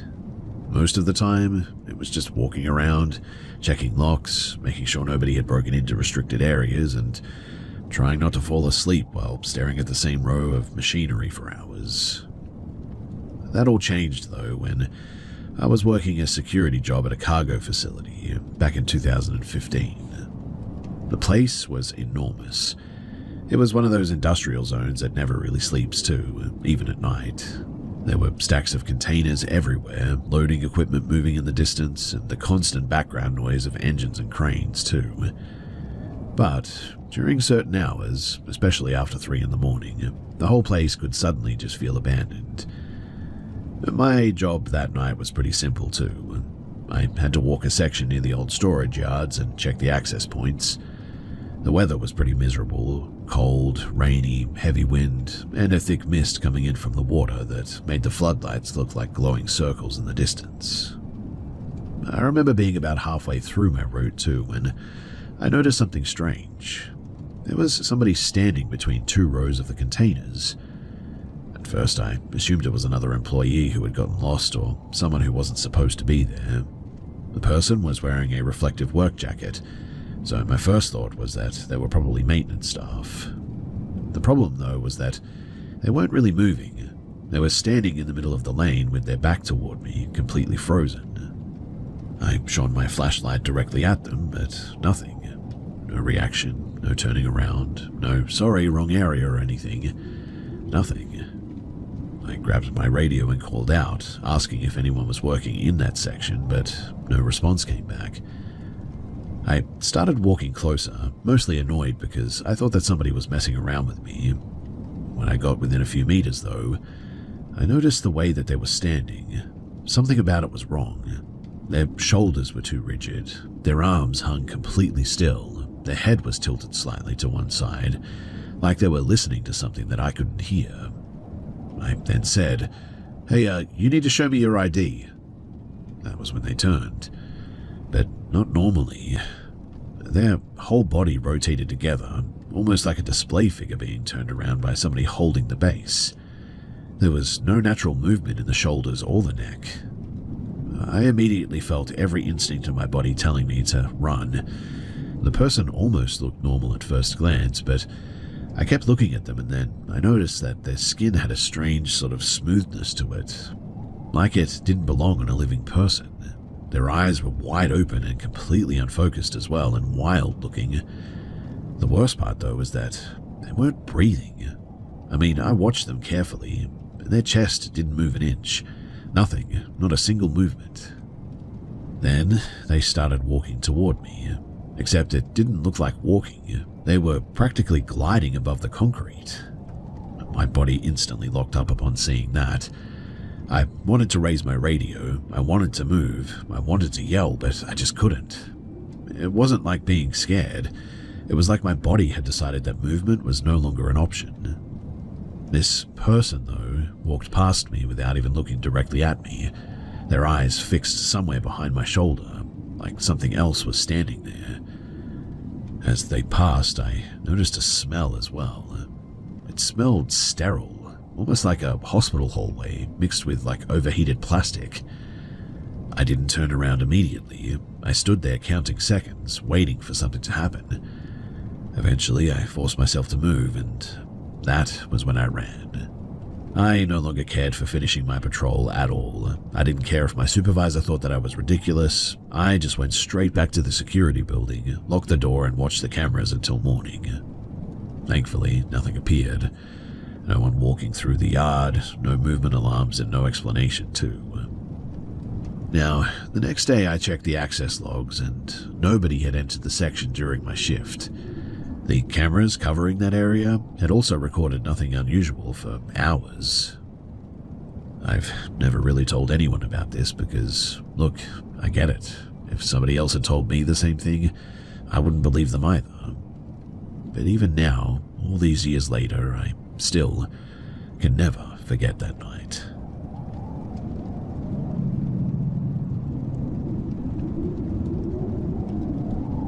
I was 26 when this happened, sometime in late 2017. At the time, I worked for a private historical archive in the Czech Republic. Most of my job involved restoring and cataloging old documents that had been donated by collectors. It certainly wasn't exciting work, but I enjoyed the quiet.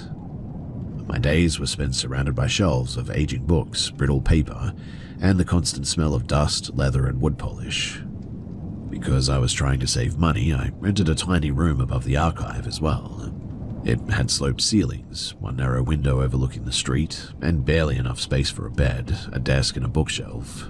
It was comfortable enough for me, though, even though it always felt oddly isolated from the rest of the building. Anyway, one evening I stayed up later than usual, organizing a collection of handwritten journals that needed to be logged before the end of the week. It was close to midnight. The building was completely silent. I remember reaching for another notebook when I felt something touch my arm. It wasn't painful and it wasn't even forceful. It felt like someone gently pressing a finger against the outside of my upper arm through my shirt. I immediately looked down, but there was nothing there. I assumed I must have brushed against the edge of the desk without realizing it, so I just went back to work. But about a minute later, it happened again. This time the sensation started around my wrist, though. It felt unmistakably like fingers wrapping loosely around it. The pressure wasn't tight enough to hurt or anything, but if anything, it sort of felt cautious. Slowly, whatever I was feeling, though, seemed to glide along my forearm before disappearing near my elbow. Every hair on my arm stood up all at once, and I felt a wave of tingling spread across my shoulders and down my back. It wasn't like an electrical shock or anything. It was more like standing too close to something that was generating static electricity. And then, suddenly, I almost felt dizzy and this is going to sound weird, but like I wasn't in control of my body almost. I stopped writing altogether upon feeling that. The room suddenly felt different. Not colder and not darker or anything, but just strangely empty. I sat there listening for footsteps or another person in the building, but all I could hear was the faint ticking of the clock on the wall. I don't know why, too, but I waited. Maybe I was expecting it to happen again or something, but after a minute I reached over and switched on the brighter desk lamp, and as the room lit up, I noticed some movement near the edge of the desk. It lasted less than a second, but it looked like part of a hand withdrawing behind the shadow cast by a stack of books there. Not a detailed hand, but just the outline of one, dark enough that it looked like the light simply refused to reach it. The instant the light filled the room, though, it was gone. Upon seeing that, though, I stood up immediately. I didn't investigate, I didn't search the room or anything. I just grabbed my keys and went downstairs to the reading room where I stayed all night. Nothing else happened that night, thankfully, but over the next several months I never experienced anything as direct again, I guess you could say. But every now and then, though, I'd catch movement in my peripheral vision while working late. A shadow where there shouldn't have been one, something that seemed to shift just after I looked away. I always checked, but there was never anything there. I've spent years trying to come up with an explanation for this too. Fatigue, stress, my imagination, maybe one of those is correct too, but what I cannot explain is the feeling of that touch. It didn't feel threatening, like I said, it didn't feel aggressive or anything. It felt like something that just didn't understand personal space and was simply curious whether I would react or not. And when I didn't, I don't know, my whole body just sort of changed. I eventually left that job for reasons completely unrelated to what happened, but even now, whenever I'm working alone at night, I have a bit of a habit that I never used to have. If I feel the slightest sensation on my arm, I don't look immediately. I always wait a few seconds and then stand up and move elsewhere. I'm not sure whether that's because of the experience that I had or if I'm just worried about something or whatever, but either way, it's just something that my body does now. In any case, I would love to hear your thoughts on what this all is. Was this demonic? Was it a ghost? Or am I just going crazy?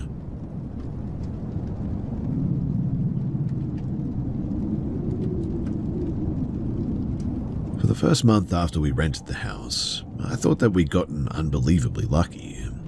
It was a newer place outside of Christchurch, New Zealand, built sometime around 2015 in one of those developments that had replaced old farmland with rows of pretty much identical homes.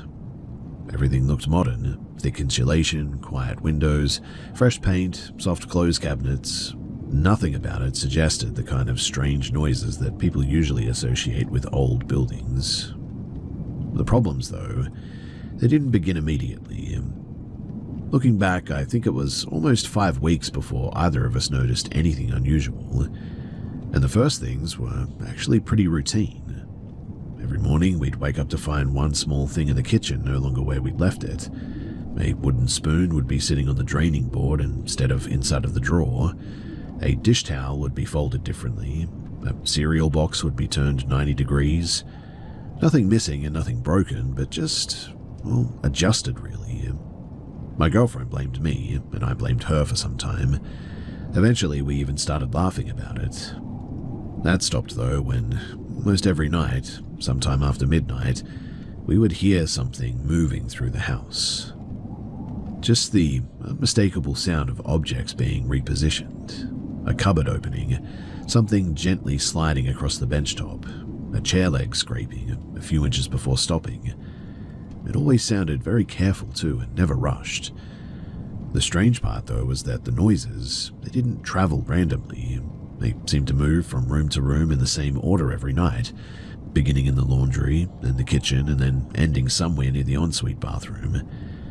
If we stayed in bed, it would continue for an hour or more at least. The second either of us got up though, complete silence, every single time as well. I'd flick on every light, search every room, check every window and door, but never anything there. The chairs were exactly where they'd been, the cupboards were closed, the floors were empty. I would get back into bed, wait a minute or two, and hear another slow scrape coming from the kitchen. After weeks of this too, I started trying practical explanations. I checked the roof cavity for animals, but there was nothing there. I called the property manager to ask whether there were any issues with the electrics or the plumbing or anything, but nothing unusual. An HVAC technician inspected the ductwork because I was convinced expanding metal was somehow producing the sounds. He couldn't find a single problem, though. Eventually, I sort of became obsessed with proving that we were imagining it too, and I borrowed 2 security cameras from work at one point. One covered the kitchen and the other watched the hallway leading toward the bedrooms. For 3 consecutive nights too, the recordings showed exactly what you'd expect. Just an empty house. Meanwhile, lying in bed watching the live feed on my phone, I could clearly hear something dragging across the kitchen floor only a few meters from the camera. The microphone almost picked up nothing as well, just a faint scratching sound that wasn't even loud enough to explain what we were hearing in person. My girlfriend reached her limit before I did, though, and one night she walked into the hallway and just loudly said, "If someone's here, we're trying to sleep." The noise stopped immediately. Not gradually, but I mean immediately. Neither of us moved. We just listened. For nearly a minute, the house remained completely still. Then, all of a sudden, we heard a long, steady exhale. Not from the hallway and not from outside. It sounded like it came from somewhere inside of the walls themselves. After that, too, the activity changed. The noises, they became less frequent, but objects started appearing where they just shouldn't be. I'd leave like a tape measure on the dining table and find it standing upright in the kitchen windowsill the next afternoon. A coffee mug would be sitting inside of an empty saucepan. A television remote disappeared for like 2 days before turning up perfectly centered on the laundry bench. Everything was always positioned with almost unnatural precision as well. Never tossed or hidden or anything, just relocated and perfectly placed. Curious more than anything else, I tried a small experiment at one point.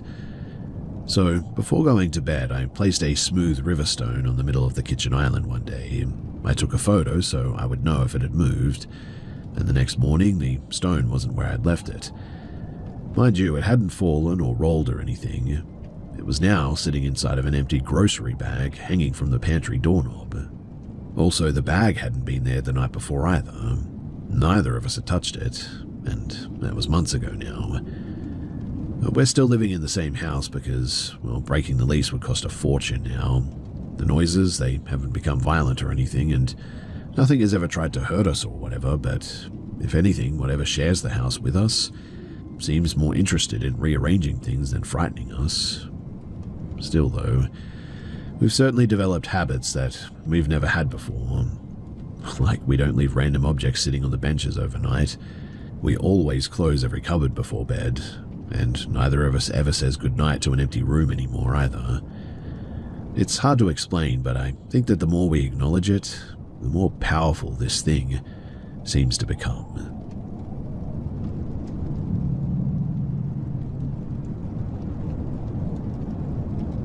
This happened during a university trip to Dublin, Ireland in early 2016.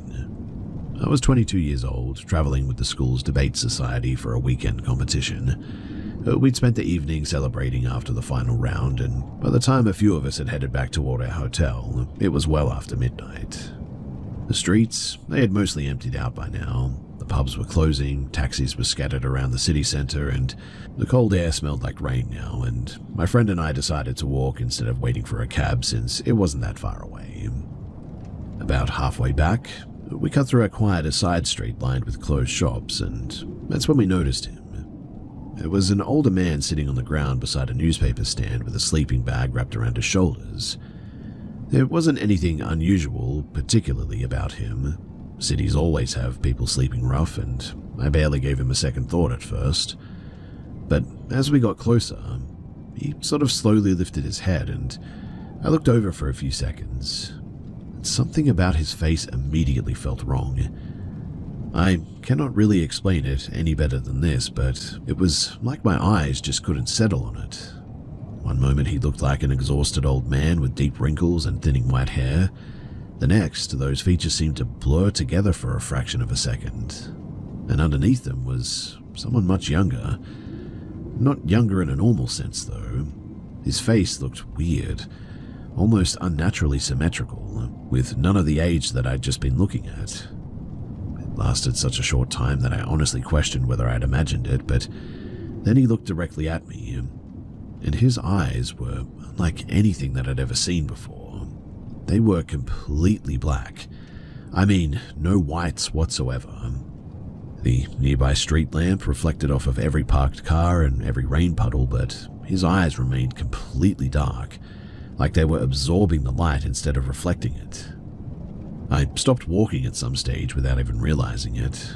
My friend had already taken several more steps before noticing that I'd fallen behind, and then something happened that I've never been able to explain. A thought appeared in my head so suddenly and so clearly that it didn't feel like my own. It wasn't a sentence I'd been thinking about. It was more like an instruction. Don't go through the arcade. Take the longer route. The feeling hit me with such certainty that I immediately grabbed my friend's sleeve. Let's go another way. She looked confused. Why? It's quicker through here, though. I just don't want to. She laughed, assuming that I was being overly cautious, but eventually agreed. We circled several extra blocks before reaching the hotel, and I kept looking over my shoulder the entire walk. The man never appeared again, though. Now, the next morning, while we were eating breakfast, another student mentioned that the police had actually closed off a part of the shopping arcade overnight after a violent robbery that had apparently left one person seriously injured. I don't know exactly when it happened. I don't know whether we would have been anywhere near it, but that is a weird coincidence, right? Maybe I subconsciously noticed something that my brain processed before I consciously understood it or whatever, but I don't know. That is weirdly specific, right? When we walked past that place again where the man had been sitting, he was no longer there anymore, which is not really surprising, right? But I just don't know what to think about any of this. All I do know is that I trusted that impossible feeling enough to change our route, and for some reason I've just never regretted it. And even now, years later, if I get one of those sudden, overwhelming instinctual feelings that tells me to turn around or take another street, I remember that night and that old man, and I don't argue anymore. I just listen.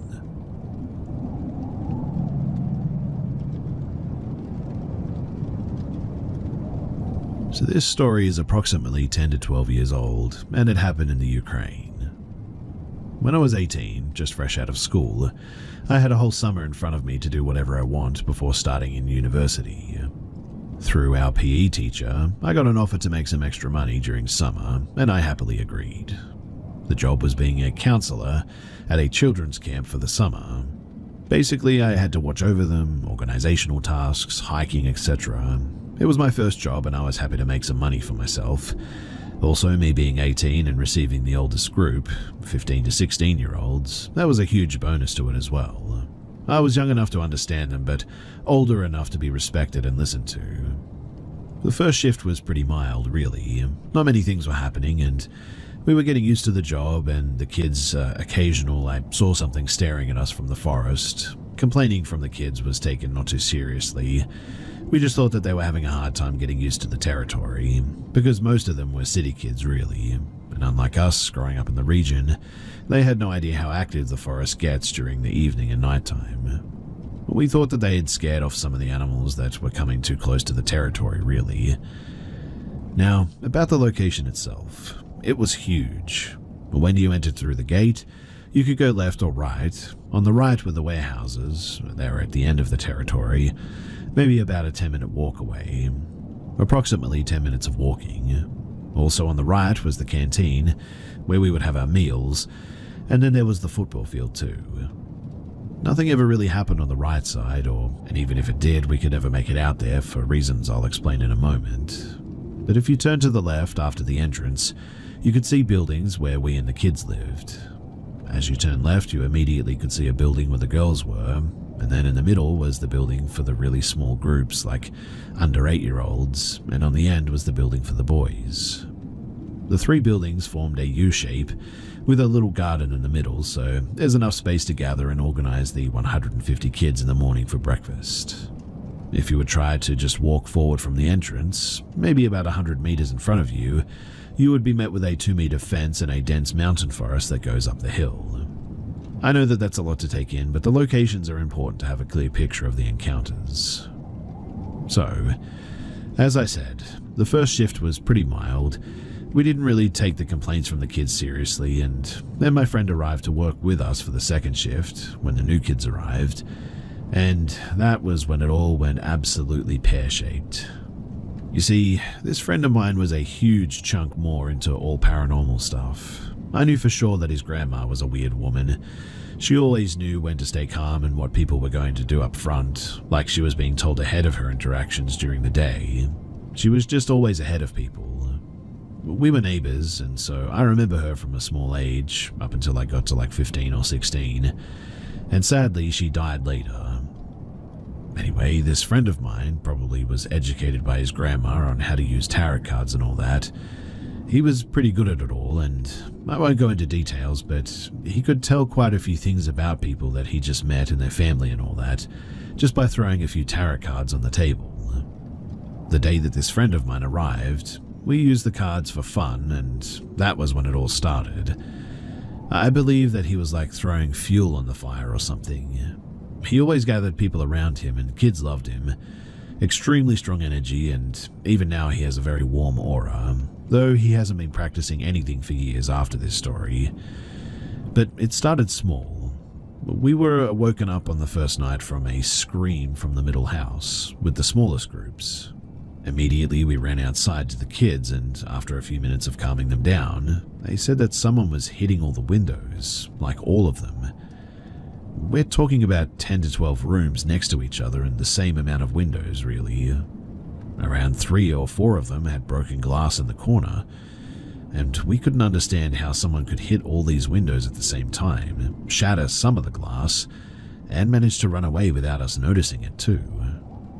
It was either 10 plus people involved, or otherwise it was just physically impossible, because we were outside in like 10 seconds or even less. The building is like maybe 30 to 4 meters long, and there's a huge fence right next to it, so even if it was a few people, we probably should have seen them, really.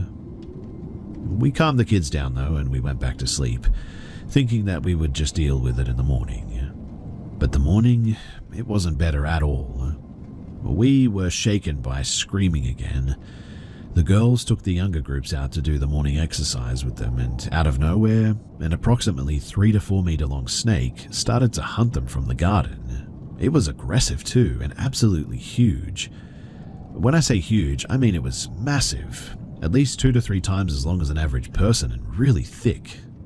So the guys, together with the head of the camp, running around shocked, because in 25 years of management they'd never seen anything like that. Later they told us that even the most dangerous animals are too afraid to get close due to the huge amount of people. But the decision was made on the spot that we needed to get rid of this snake because it was refusing to calm down and was trying to attack the kids.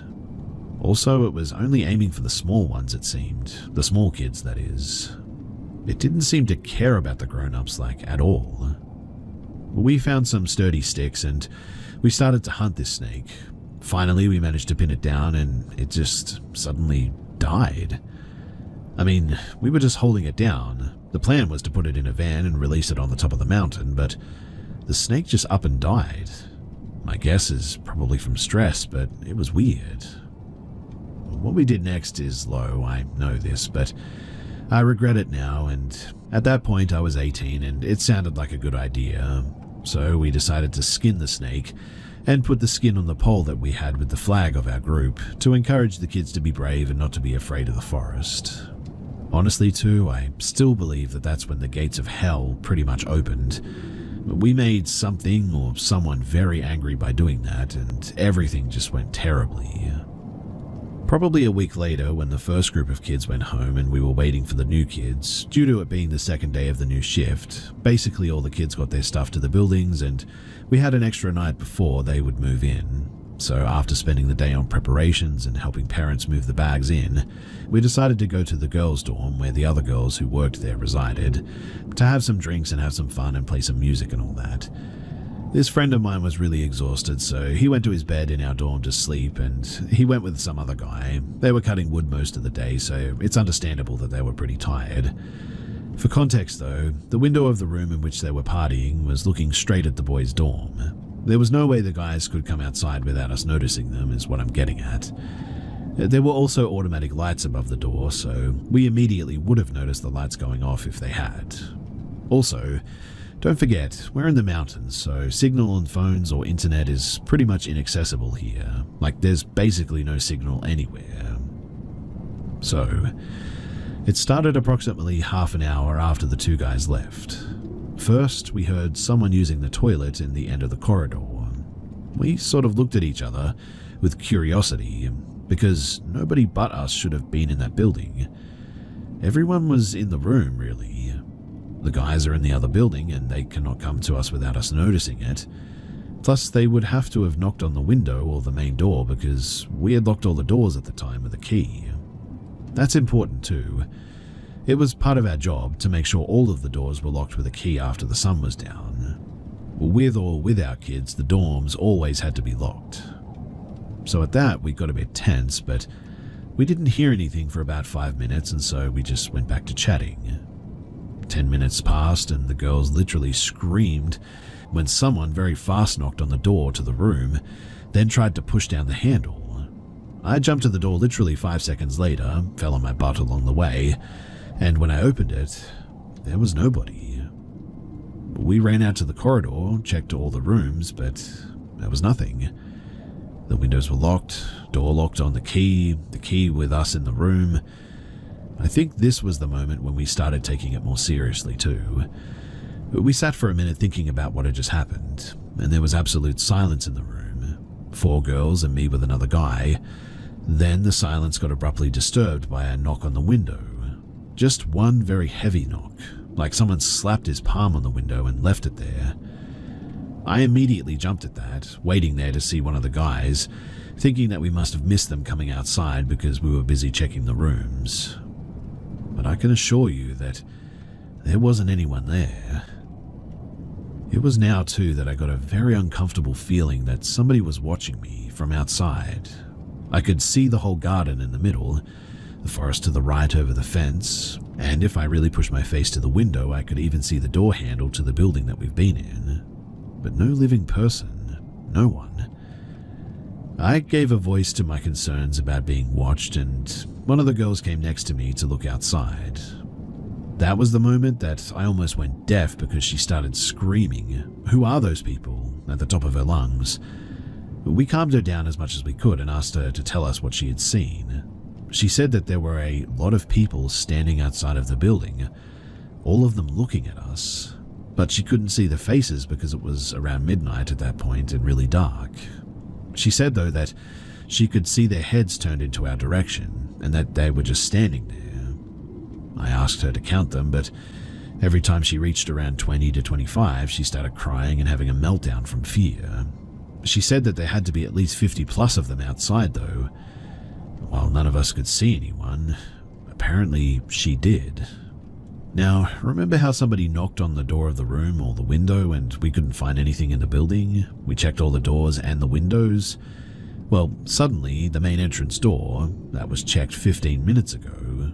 I mean, we made sure of it because 6 people had seen it locked with a key, and the key was in the room with us on the counter. It started erratically with crazy aggression, opening and closing over and over again. Somebody was opening wide the door that was locked with a key and slamming it with the power that was shaking the whole building. At this point, even I was screaming, and after maybe a minute of suffering from this unexplainable thing, me and the other guy holding each other's shoulders and running to the entrance to see what was happening there, the sound stopped the moment that we opened the door to go there, and as you've probably guessed already, the door was locked with a key and 2 of us couldn't force it open. We were in shock, to say the least. This was the moment that we decided to seek some help from outside too. We had 2 more people, and my friend and the other guy were sleeping in the dorm across the garden, obviously. They were maybe 40 meters away at most. But we had signal, very weak, but it was enough to try and call over and over for my friend. In our head, he was the most experienced with this stuff, and we had some hope that he would know what to do. We must have called probably 30 times in an hour, but There was no answer. In the meantime, the people that the girl had seen were still outside according to her, and she was seriously freaking out with the other girls while we tried to reach my friend. We couldn't reach him for whatever reason, but eventually after another 20 minutes, she said that she sees them walking away to the forest, just going through the fence like it wasn't even there. Even for us grown-ups, it was hard to climb that fence. It was really high, and she said though that they just went through it. Now, we were in there for quite some time, and in the morning when the sun was coming up, we finally got brave enough to go outside and to go and get my buddy. And he told us a crazy story of his own too. Apparently, he got up to have some water at around 1 in the morning, looked outside the window to check if we were still up, and saw me in the window, waving to him and showing a thumbs up. I can assure you though that that never happened. Also, he said that he should have received some calls, but he never got one. Then he said that when he went back to sleep, just to wake up 30 minutes later from something that he couldn't describe, he said that he sat up in his bed, looked out the window and saw his grandma on the other side.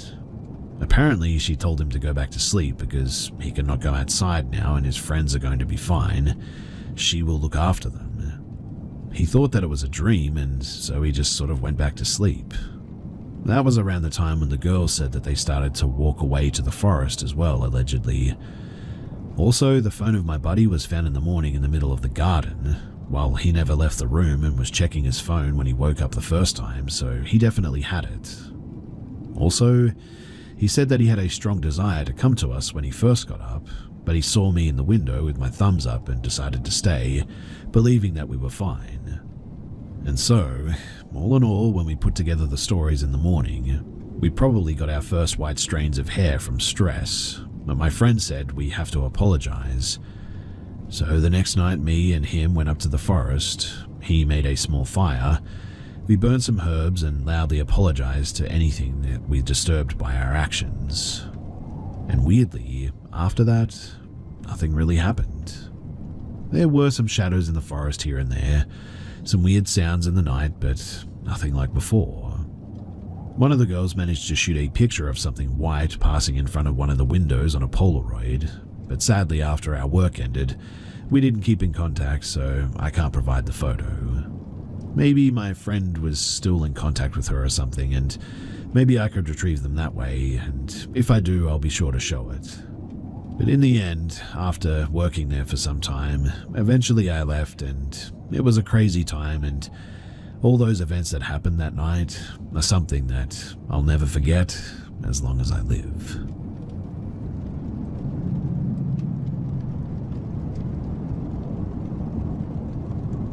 Back in 2023, me and my partner were both living at his mum's house. Most days we'd get home from work about 5 p.m, get dressed, and then we would go to these woods in the hills just outside of the town that we live in. For context, these woods as a whole are 12 miles long and 4 miles wide. There's breaks in the woods of farmland and fields creating separate woods over these hills with different names. You can walk through these woods if you want to. There's paths winding through most of the woods as trails, and if you want to, you can walk over the span of the hills from one side to the other. You can if you really want to, but most of it's through the woods and uphill if you're coming from the south, so most people don't. The one that we always went to is called Wind Down Woods. So, me and my partner, we would go to these woods nearly every day after we finished work, just to go for a walk or a smoke, or maybe even both. We went about doing our usual routine, walking around and talking about our days, following the trail in these woods that loops around a large set of trees, with more around you on the outside too. It would kind of look like a messed up donut from a bird's eye view, I guess. Anyway, we were walking on the path that takes you back up towards the top of the woods. That path also takes you down towards the car park once you get to the meeting point of all the paths together, when we see this man in the distance walking down the path at Point B. Point B are one of the trails that just goes up into the woods beyond Winedown. We've still got to get to the meeting point of all the paths to get back to the car, and at this point he's pretty far away from us still, but I just had a bad feeling though, because the first thing that I noticed about this man when we got closer was that he was wearing office shoes, and carrying a pair of hiking boots whilst seemingly on a walk in the woods. We were talking about this as we were walking up and sort of laughing about how strange it was. The guy was walking faster than us as he was going downhill and reached the meeting point of the paths a few minutes before we did, but we could see him the whole time. When we got to the meeting point of the paths, all he did was sort of, stand there. He didn't do anything. He just sort of stood and was looking around. I had a really bad feeling at this point, as he didn't even look like he was lost. He just looked like he was waiting for something. Me and my partner were pretty weirded out at this point and were thinking about turning around and heading back down into the woods and going back around the long way, just to get away from this guy's weird vibes. In the end, though, we decided that walking back down into the woods would ultimately look way too suspicious, as the man had definitely seen us walking up the path towards him, the same time that we'd seen him walking down. So we just kept walking up, and the whole time this guy was still just standing there, looking around with these shoes in his hands. Having no other choice than to walk past this guy to get to the path down to the car park, we went up and we went past him. Getting close to him, I saw something that worried me more than it weirded me out. The guy had a backpack on and there was a handle coming out of it. 100% the handle of a hammer or maybe an axe. I knew it couldn't have been anything else.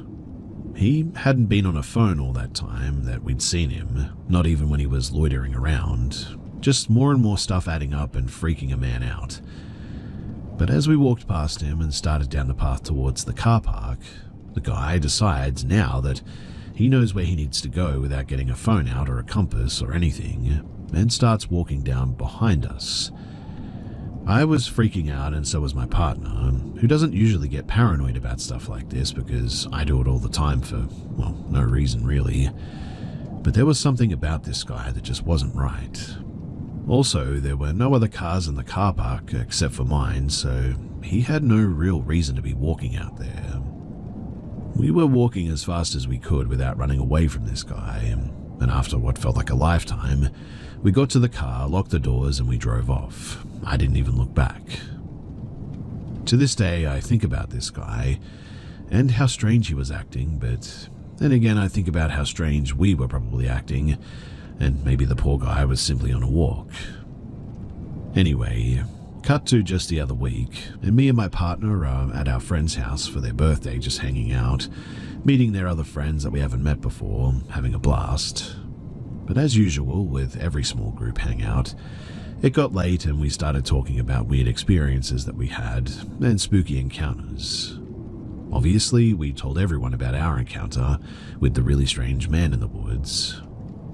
A couple of the girls at this hangout, they work at a reserve called Finn Court. It's one of the woods in the hills that I've been talking about, and they seemed pretty rattled by the story that we had told, and said that they had one that would make it worse, but they had to tell the group now. Plus, we needed to hear this, apparently. So one evening at work, E was on a closing shift with her manager, and they'd been cleaning up the cafe and doing final checks when E's manager tells her that he's going to do the rest by himself and that she could just go home. Who doesn't want to hear that, right? So off she goes to her car, sits there a little bit to chill and roll a cigarette before driving home, and later that night she gets a text saying, "Don't ask, just don't come into work tomorrow." He finds out that after she left work, her manager had finished cleaning up like he said and gone to his car to leave, and getting into his car, a man approached him from out of the woods and started wrestling with him to try to steal his car keys. Managing to get the man off and get into his car, the manager drove away and instantly called the police.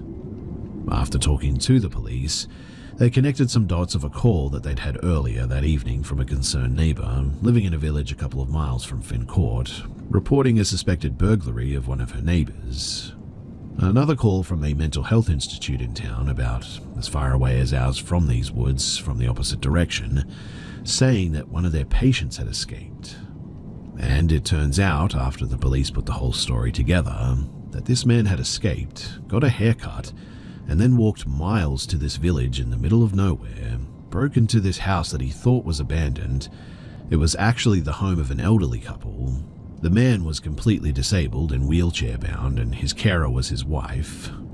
And the man actually murdered the elderly lady and just left the man in the house before leaving and walking into the woods, wandering around them and looking for someone with a car that he could steal from. That's when he ended up at Finn Court and tried to take E's manager's car, running off into the woods again to find somebody else. And me and my partner, we are very sure that this is the same man that we saw acting suspicious at Winedown all that time ago, as their story was from the same month as ours, and the time frames matched up perfectly to when we would have seen him after he had tried to steal the manager's car and ran back off into the woods again. The police actually caught this guy the next day as well, just wandering around in the woods up there.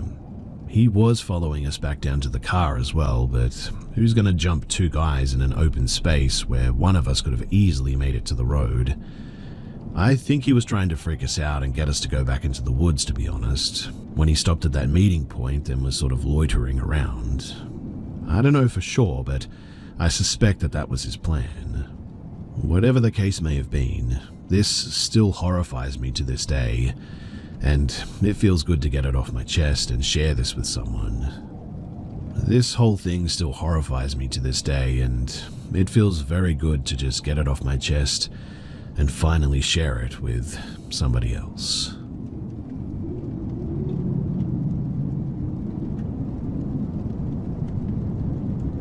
For a little bit of background, this was at my family home when I was a teenager in rural Indiana. I had already had other insanely weird ghostly experiences at this house and property, and I am all into the weird and the unknown. Although this experience actually gets me panicked anytime that I think about it. I was walking my puppy Apollo by the woodline at night. We had a big yard, so obviously he had no leash on. This tree line was attached to a huge amount of woods. It was pitch black, and I usually am always paranoid in the dark, but I felt really weird that night for some reason. It really felt like something was, well, watching me, I guess. Like the physical reaction your body gets to it, like being stalked almost.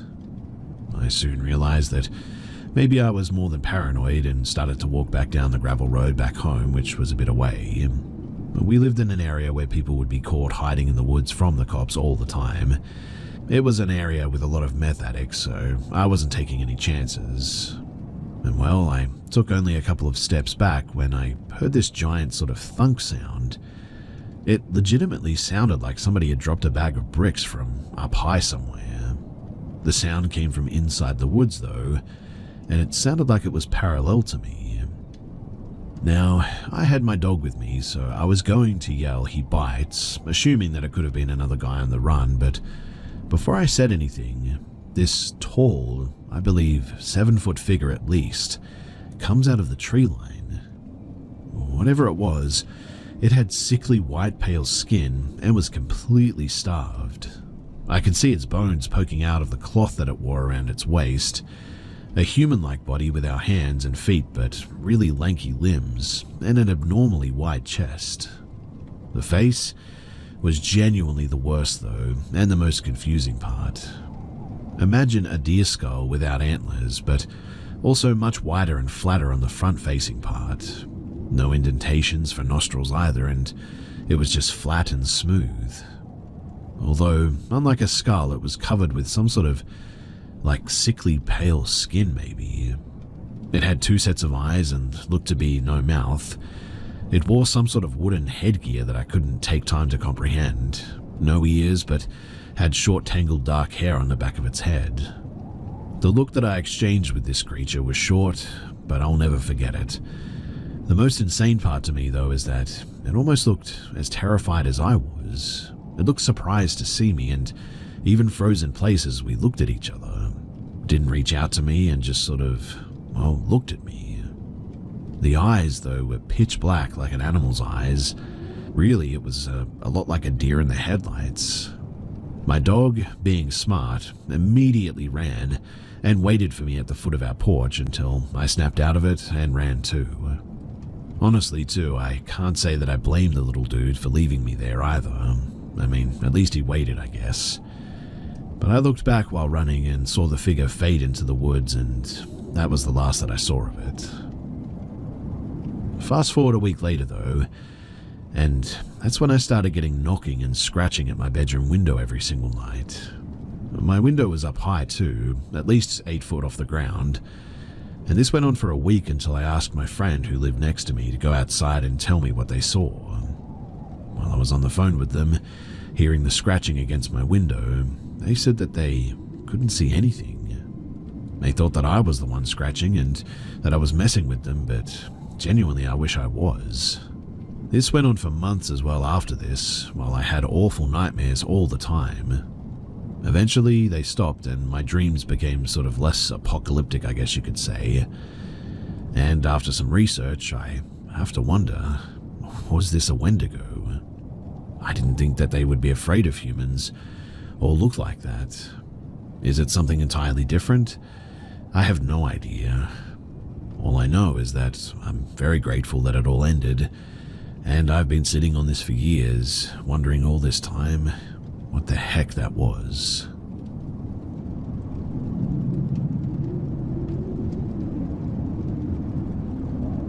So I've only ever had sleep paralysis once a few months ago, but the experience has repeated in my mind every so often.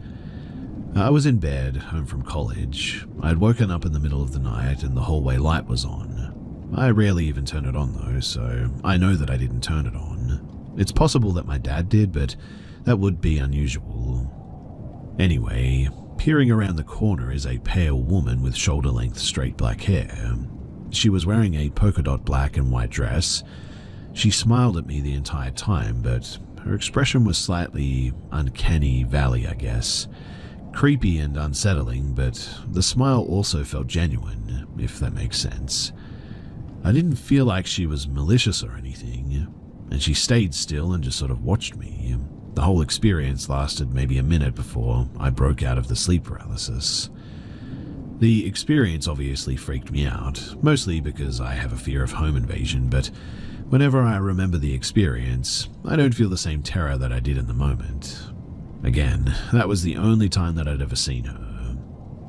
Now, I live in Central Florida, and this past week I had been hit by Hurricane Milton.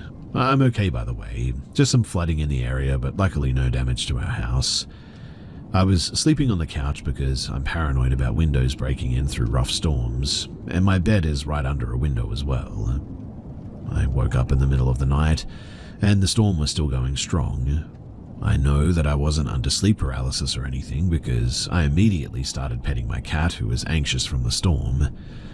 I looked out of our back door, and that's when I saw her standing in the middle of our screened-in patio. She had the same expression and was wearing the same dress. I just stared at her, looked at the lock to make sure the back door was locked, and then back at her again, and she just didn't move. After a little while, maybe a minute or two, it was like I blinked and she was just gone. I've been going over it in my head non-stop, and the only thing I can think of is maybe I had a weird false awakening or something. Either that or I'm going crazy. I don't remember waking up a second time, but I feel like it makes the most sense, or maybe it was like a stress hallucination or something. Whatever it might have been, I would really love your opinions. I consider myself to be a very spiritual person, but I admittedly am not very knowledgeable about anything specific, I guess. I basically just want to be more knowledgeable on why she's visiting me, who or what she is. I'm confident that I'm seeing her for a reason, but I just have no clue why. Some maybe relevant additional context is that my mum died a year and a half ago, but she didn't look anything like this woman. I genuinely don't think that she was a malicious entity or anything, which is why I spoke about sleep paralysis before. She looks generally unsettling, but not threatening, I guess. I really don't know how to explain the vibes. I have no history of hallucinations in my family's medical history or anything. I do have some mental illnesses, but no family history of any other disorders that would cause this.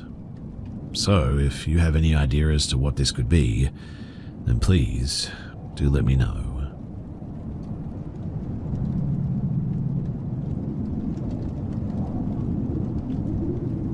was in my early 20s and went camping with my spouse and another couple. Way up in the Smoky Mountains, about an hour from the nearest small town, there are 2 to 3 other sites, but none close enough to hear anybody. It's probably 1 a.m. and we're sitting around the fire talking, and we hear somebody whistle the Hunger Games whistle 3 to 5 times. We laughed it off and kept talking, figuring that it was another camper out for a stroll or something. We do live in crackhead capital after all, and people do some weird stuff here. But let me set the scene here a bit. So my friends were on the opposite side of the fire, facing the rest of the camp. My back is to the camp, and I'm facing the woods. My dog is asleep by me. It's fall and there are leaves everywhere, and walking through camp was crunchy. And about an hour or more later, after the Hunger Games whistling, I just feel eerie. Like it's pitch black all around us, and I've always been a little scared of the dark. I turn around and glance behind me, and I felt like I saw, or thought I saw, something white and then something black. I even said, "That was weird," and we kept talking. It had to be my mind playing tricks in the dark because, well, I'm a bit of a pansy, but a few minutes later I still feel weird. I turn around again and my eyes focus on the white and the black. I can now tell the white is the top of a shirt and white short sleeves. I literally screamed, "Who the heck is that?" and flashlights immediately click on. A federal marshal introduces himself. A game warden was with him. I literally saw his white t-shirt and black vest in the dark, and he was no more than 5 feet behind me for who knows how long. Like I said too, it's very crunchy out, and my high alert cattle dog never heard them either. Anyway, I'll cut the end short, but they checked all of our alcohol. He wanted to know where to buy my blackberry whiskey, and looked in cigarette packs and located a roach my friends had smoked hours earlier. He said that that's mainly what they do in the area, is listen in on camps, and they try to do drug busts, that they park way down the road and walk into camps. He said that they wouldn't have even bothered us if I hadn't noticed him, but they wrote my friend a $300 ticket for the roach and disappeared back into the dark. It scared the living heck out of us, to say the least, and I don't think any of us spoke the rest of the night, and we packed up early the next morning and went home a day early. We camp a lot, and 10 years later I still get a little bit sketched out after dark. How 4 people and a dog could be snuck up on in the woods like that, it still very much creeps me out.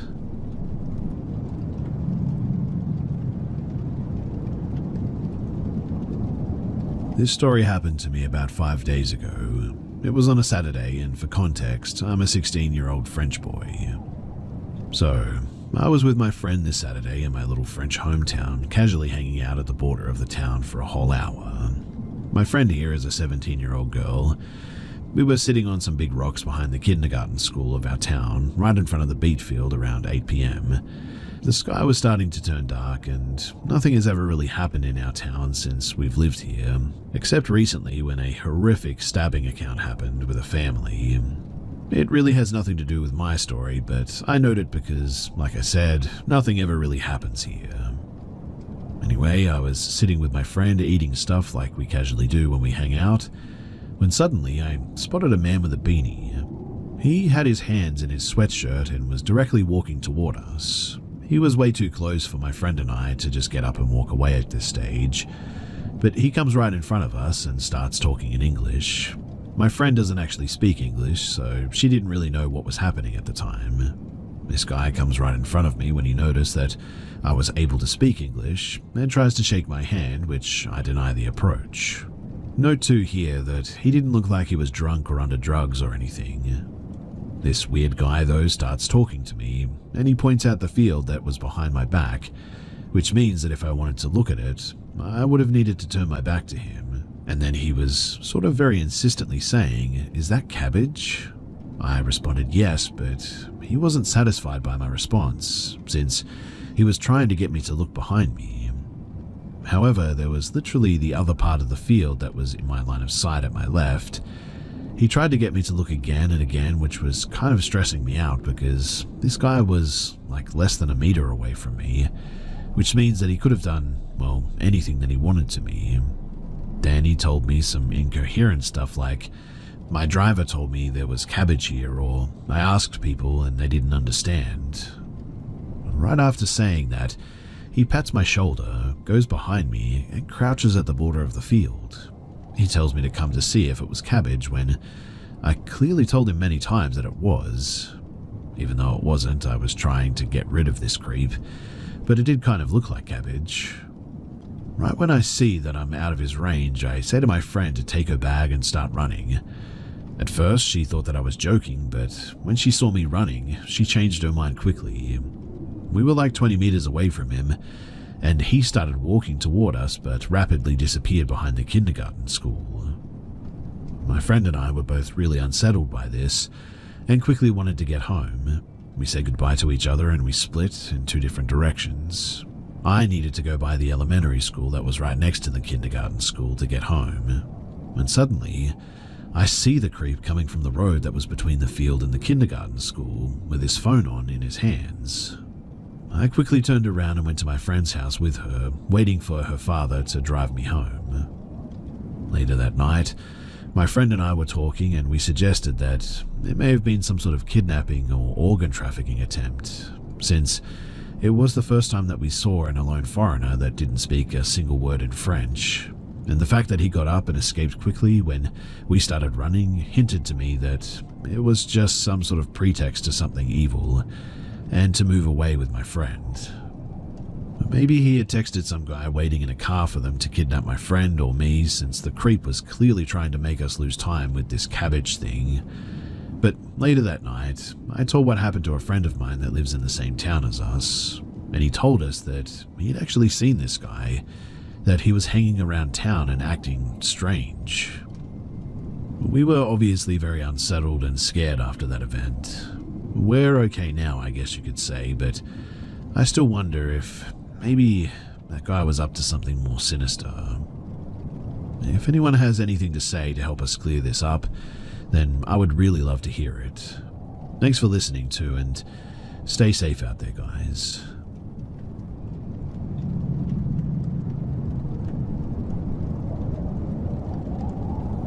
I don't know if this counts as explicitly paranormal. It certainly wasn't a ghost in the normal sense, because my mother is still alive and, to this day, was and is in fine health when this took place.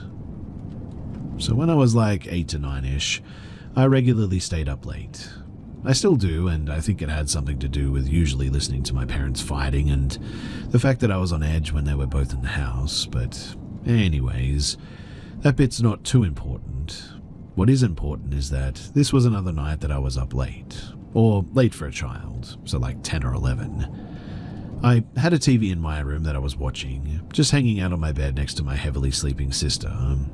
I think I must have gotten the feeling that I was being watched, so I looked over my shoulder and saw my mum standing over me.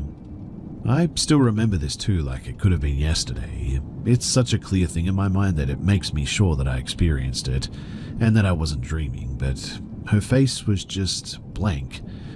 Not literally, but there was absolutely nothing in her eyes. She wasn't smiling at me or frowning even. Her face was as neutral as it possibly could have been, and her eyes just looked empty. It wasn't like she was looking through me, like some people describe. She was definitely looking at me, and I remember already feeling weirdly uneasy just at this, but I think partly because I hadn't seen her come in. The TV, while I was definitely watching it, was basically next to the door, and I should have seen her come in, but I had been caught staying up late before, and I never ever missed seeing and hearing her or my dad coming upstairs or entering the room. And I wish that I could remember what I said, but I know that I tried to speak to her, but she didn't respond, like at all. And now that I'm putting this to words properly, I don't think that I recall her even blinking once. I tried a few times to get a reply, but every time that I did, all she did was stare at me with that terrible empty look. At some point, I hid under the covers, and I remember peeking out a few times to see her still looking at me, face unchanged. Then I turned to look at my sister, uncovered by the blankets, and I remember wishing that I could have done something to hide her too, but I couldn't will myself to move because I was too afraid, and I certainly didn't want to come out from under the covers. And when I looked back, my mother just wasn't there. I never even heard her leave. Also, the TV had gone black. Not off, but on a black screen, which was weird because I know it played shows constantly, all night, and it had never been on this black screen before or after this. You know when you have a TV connected to do something, then you sort of unplug the thing? It was basically that screen, but there was no connection message, and obviously nothing had been unplugged in any way. I stayed under the covers until I somehow fell asleep though, and I don't remember how long I was awake after she left, but I'm pretty sure that it was still dark outside by the time that I was asleep. Obviously, I asked my mum in the morning what the heck she was doing, and I distinctly remember asking why she hadn't answered me. And of course, she had no idea what I was talking about. She said that she hadn't come up to see us at all, or even woken up all night. I seriously doubt it was me dreaming or her sleepwalking. It was so real, and while I recognize that sometimes dreams are like that, mine were never so grounded in reality like this, and I just have such a strong feeling about it. She's also never slept walk before this story or afterward, and the fact that she just disappeared and appeared out of, well, seemingly thin air, the whole thing just doesn't make any sense. To this day, I think it's the weirdest thing that I've ever experienced. I haven't brought it up to her in years, but now that I'm sharing this, genuinely I'm tempted to talk to her about it again and see if she might know what the heck that was.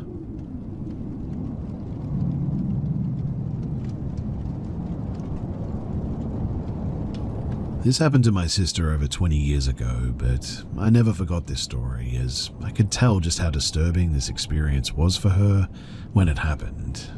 So she and her new husband were traveling around Australia in a camper van for their honeymoon. They were camping in a park in a remote area near the Great Barrier Reef as they were planning to go out to sea it the next day. Cane toads are an invasive species that has an out-of-control population in Australia, and as such people are encouraged to kill them. Her husband was outside behind the van after dark killing them with a baseball bat and a flashlight to spot them. When suddenly, he saw movement and heard rustling in the bushes. He shone the flashlight towards the noise and was startled to see a shirtless, sweaty man crouched down there. The man yelled, "Get that torch out of my eyes," and suddenly got up and walked briskly off into the dark forest. No backpack or light. He was freaked out but decided not to follow as he was not familiar with the area. They were totally creeped out obviously and locked their doors, hoping that he wouldn't come back and try to mess with them, but stayed the night as they didn't know another place to camp in the area at. My sister thinks that he was watching them for hours though, and possibly waiting for her to go out by herself to use the bathroom. But who truly knows what his intentions were? Either way, it was bizarre that he was the one being weird, lurking behind their campsite, yet aggressively accosted her husband for shining a bright light in his face. And it was the next morning that they noticed that there were several police cars driving up and down the road in the distance.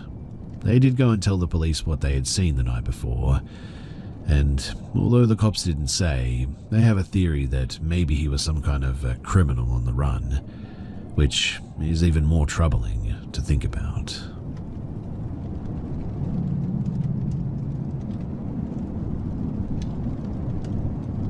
So I grew up in a small rural town on the Sunshine Coast in Queensland, Australia, on a property that had 150 acres of bush that my stepdad at the time carved out some trails for me and my siblings to ride our bikes on when we weren't at school and stuff like that.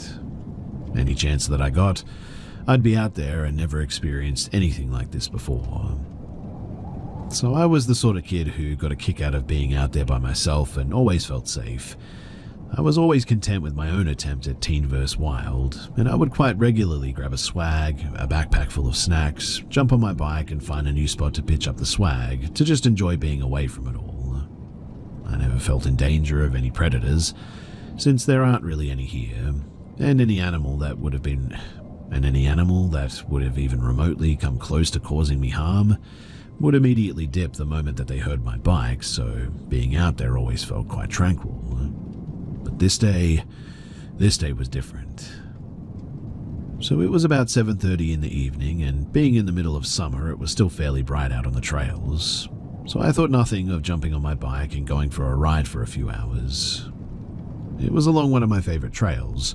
A tree had fallen across it, so anytime that I decided to ride it, when I got to the spot that I'd have to stop and pick my front wheel up and prop it on the tree so that I could ride over it and continue.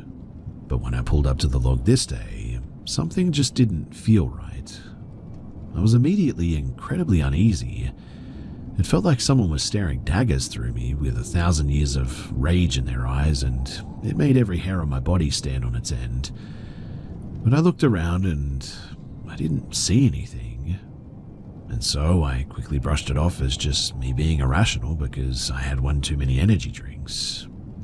The nearest neighbor or even anyone would be walking an hour to our property just to reach this spot, but then I heard what sounded like twigs being snapped and walked over behind me in the back of the tree line, which immediately brought my heart rate up to 11.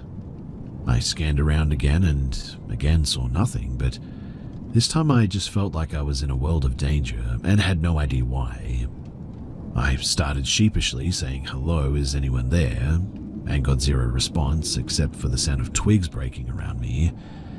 And that's when I heard it. A voice came from somewhere beside me saying, "Help me," but it sounded like two little girls saying it in unison. And man, did that absolutely flip me out. I had never been more scared in my entire life. I ripped my bike over the log and rode faster than I ever had in my entire life out of there, but as I was starting to make some distance, whatever that thing was shrieked so loud that it sounded supernatural. Almost like a person screaming, but at the same time, also like a giant truck's brakes screeching. I just kept going though until I reached the other side of the property and pushed over a barbed wire fence which backed onto a dirt road, and I pelted it back home. The only person that I told about this was my little brother, and at the time he just called me a liar and we moved on from it. It took me quite a while to build up the courage to ride those trails again, especially that one, but after that, I never did experience anything like it again. I would love to hear your thoughts though on what it could have been. Every logical thing that I've always come up with has always fallen short, so I'm out of ideas and would love to hear yours.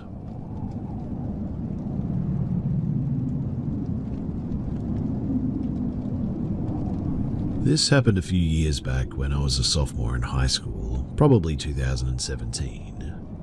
My family and I had just moved into a new place and were renting this house.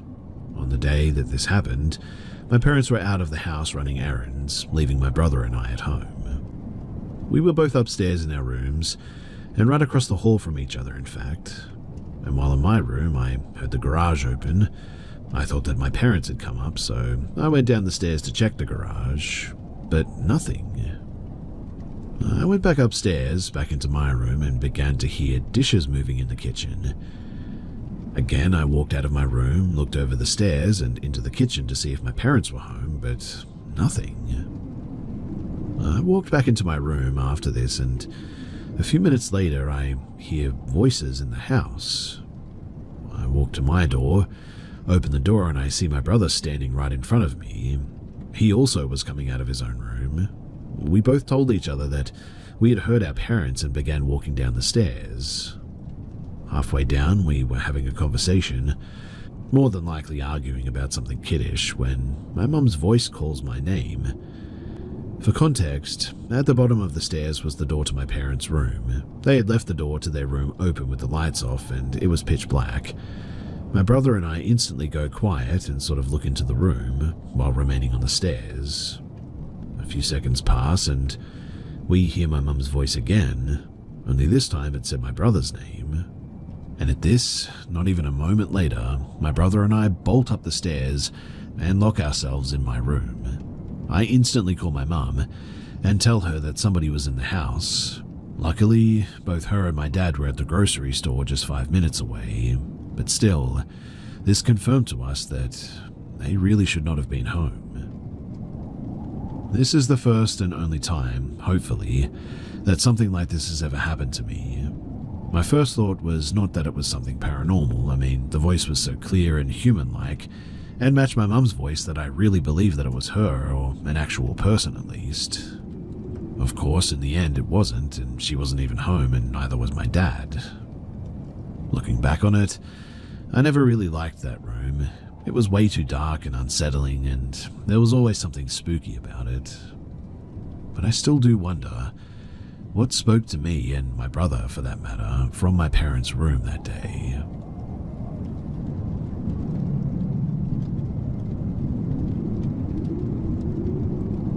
In the past year or so, I've seen 3 figures while working in a group home. With each figure I've seen, my brain instantly assumed that it was a specific person before quickly realizing that it couldn't have been that person, or that anyone was even there. I'm not the first person to have seen something at this group home. Co-workers past and present have mentioned witnessing unexplained phenomena, with most of the reports being of shadow figures, as in they straight up saw a shadow that moved like a person. However, when I saw the figures, they weren't shadows at all. Basically, I'd seen something and my brain would tell me, so-and-so just went into the kitchen, or so-and-so just walked past me, only for me to realize that nobody had been there. People have also reported hearing strange voices over monitors during third shift, TVs or lights turning on by themselves, or hearing doors slam with no one around to do so. Multiple people witnessed a curtain unfurl itself, and one night, 2 staff were working third shift together.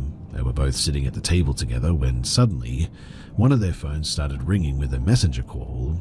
She goes to answer it and sees that it was from the other staff that was sitting there talking to her, but the other staff had their phone plugged in and charged in the kitchen. The other staff goes to check on their phone, and lo and behold, it was calling the girl on Facebook. There have been a lot of creepy instances at work, and I find most of my co-workers credible, although I'm sure some have embellished their paranormal stories a little. But my first experience happened probably around a year ago. I was sitting at the computer desk in the living room, facing the kitchen doorway. I was the only staff in the living room at the time, so I had to watch over the residents while the other 2 staff were assisting some of the residents to bed, when suddenly I saw someone walk into the kitchen, and although I didn't get a good look at them, my mind instantly assumed that it had been one of the residents. His name was Adam.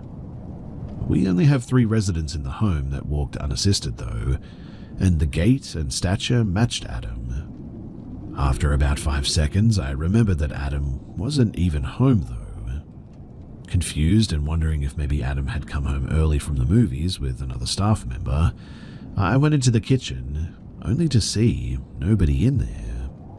The kitchen isn't very big either, with nowhere for someone to hide behind, and there was no other exit there, so if I had truly seen someone walk in there, they would have still been in there for sure. I thought that was super weird, but I just brushed it off, thinking my mind was playing tricks on me. Adam came home later on and got a bit of a kick out of it when I told him that I had seen him walking into the kitchen while he was out watching a horror movie. Now, the next experience I had happened earlier this year. Once again, I was watching over the living room as other staff were assisting other residents to bed. One of the staff came out into the living room and we talked a little bit before they took some soiled clothes to the laundry room. They came out shortly after and went into the kitchen, so I was going to go back down the hall to finish what I had to do. And that's when I thought the other staff, a bigger girl called Beth, way taller than me and heavyset, had walked past me carrying stuff to take to the laundry room. Again, I didn't get a good look at Beth, but I could have sworn that she had just walked past me. But when I walked down the hall, I almost ran into Beth as she was coming out of another resident's room, within mere seconds, mind you. I told her what had just happened, and we were both confused as she had obviously been assisting one of the residences to get ready for bed. I went right back down to the laundry room and there was nobody there. That kind of shook me up because I couldn't really find a reasonable explanation for that, and it reminded me of when I had seen Adam too. Now, this last experience literally happened the other day, and is what prompted me to speak about it here. I was assisting one of the residents with his bipad machine and getting him ready for bed when I turned and saw one of the staff, Kathy, walking past his open doorway. I remember seeing her pink sweatshirt, one she wears frequently, and assuming that she was going to check one of the other residences at the end of the hallway. When I was done, about 10 seconds later, I went to go and check to see if Kathy needed a hand.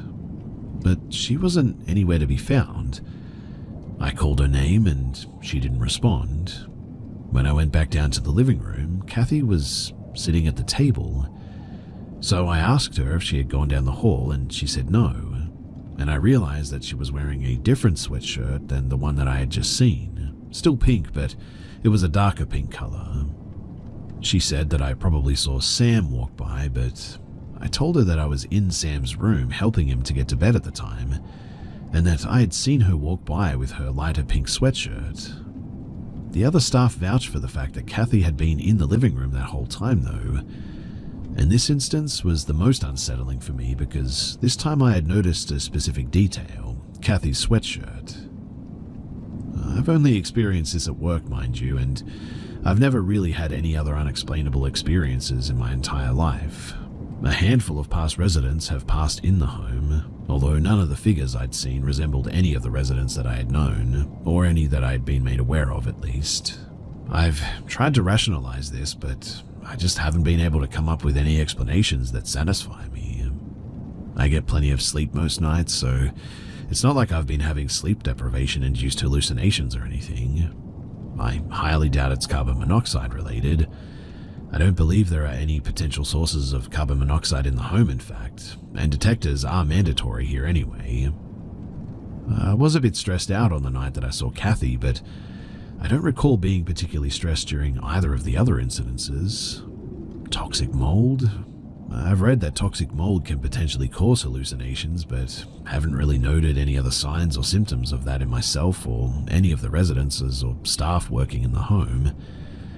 I've always been intrigued by unexplained paranormal stories, but I've also been kind of skeptic too. I've been trying to rack my brain for a logical explanation for these sightings, but can't really come to a conclusion. Like I said, I've only been experiencing anything like this at work, and the fact that other people have talked about strange things has made me think that maybe there is something paranormal going on here. It's either that or I'm starting to have hallucinations, and that honestly freaks me out quite a bit too. In any case, if you have any advice or similar experiences that you could tell me about and how you dealt with it, then I would genuinely love to hear from you. Please do reach out and do let me know.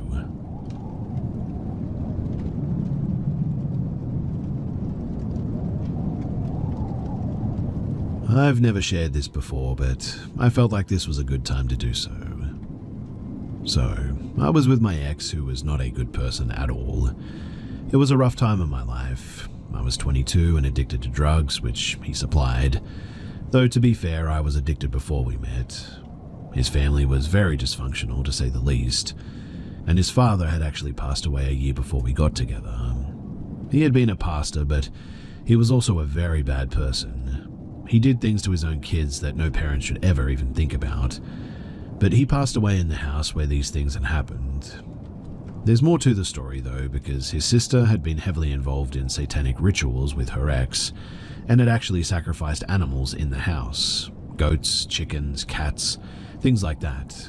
Not while I was in there or anything, I would have done anything to stop that, but altogether it was a bad situation. Now one day, they were talking about paranormal encounters, and as I walked into the house, I said, I've never really had anything like that happen to me. And well, I guess whatever was there saw that as an invitation. You see, I went to take a shower, and while I was in there, I saw a shadow that looked like someone had walked into the bathroom. I thought that it was my ex coming in for something. I looked out and nobody was there. I figured that I must have imagined it, but then my purse flew off the counter and hit the side of the shower. That obviously freaked me out way more, and then I heard a loud bang. His mother had two crosses, one on the sink counter and another on the back of the toilet. The toilet and the counter were only a few inches apart, and when I looked, I saw that both crosses had fallen and somehow got caught on each other, upside down, stuck between the toilet and the sink. Well, that was enough for me. I ran out of there completely butt naked, scared out of my mind. Very embarrassing because I'm not someone who likes people to see me naked. But that night, I went to sleep and woke up with sleep paralysis for the first time too, which I had never experienced before or since then. Something was on top of me, choking me, and it was so dark and felt so evil. It was terrifying. Thankfully, eventually it ended, and I woke up the next morning absolutely petrified. I still think about this often because I like to try and rationalize things, but this one I just cannot. Nothing about it makes any sense. I often wonder if there was something demonic, or if there was just an evil spirit of his father there who had been a monster in real life, or something like that. Like I said, I've never shared this before. It kind of scares me a little bit to write about it and share it here because I don't want to bring that energy back. But I also really want to share it because the whole situation was just so terrifying and crazy and unbelievable that I just cannot keep it in anymore.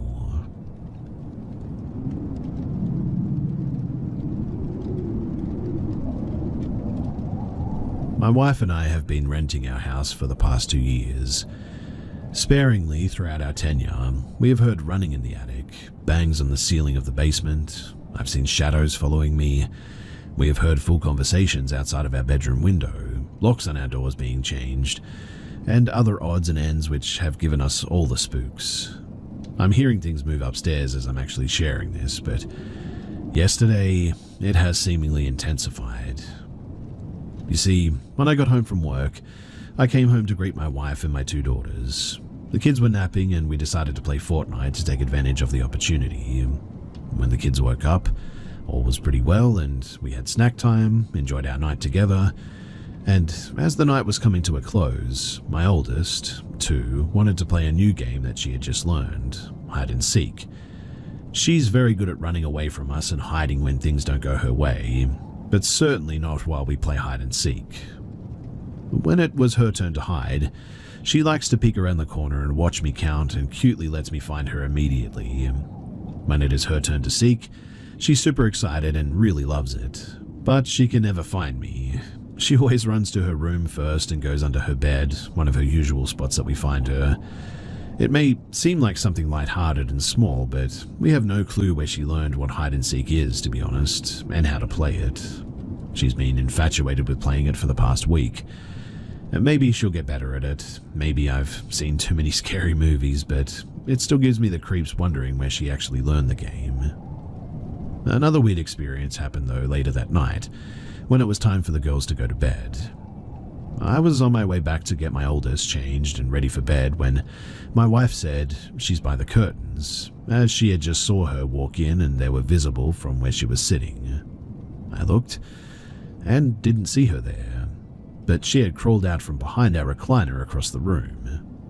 When I brought her in to change her, my wife had a petrified look on her face. She said she was staring at me with a blank face and stared at me for like 10 seconds and then went by the curtain to the corner as you were walking out. I didn't know how to explain that. Today I went downstairs about an hour ago to our basement to put our laundry into the dryer and to find the 4 bottles of detergent and fabric softener along with a couple of other things that we keep on top of our dryer have all been knocked down. These items, I can assure you, were all standing straight up on the ground, except our laundry detergent, which had been knocked over and spilled all over the ground. I was pretty ticked off because I genuinely thought that our cat may have knocked it all off since he liked to sit in it and look out the window. But after discussing with my wife, she was down there last, our cat had been in our room all night, and all of the items were on the dryer. I went upstairs to show her what had happened, and 3 of the items were back on top of the dryer, and 1 was knocked over on the ground. We had yelled out, "Is anyone down there?" multiple times and searched the whole basement to no avail. We returned upstairs a bit frightened and searched around our house a bit more, and we decided that whatever it was downstairs and we were safe as long as the door was locked. We decided to head to bed, and as we're walking into our room, we heard a small girl's voice say, "Hey," coming from the kitchen. And yet, our daughters were definitely asleep. We really don't know what to do about all of this, and now we're just sort of waiting to see what happens next, but if anything does, I'll be sure to let you guys know.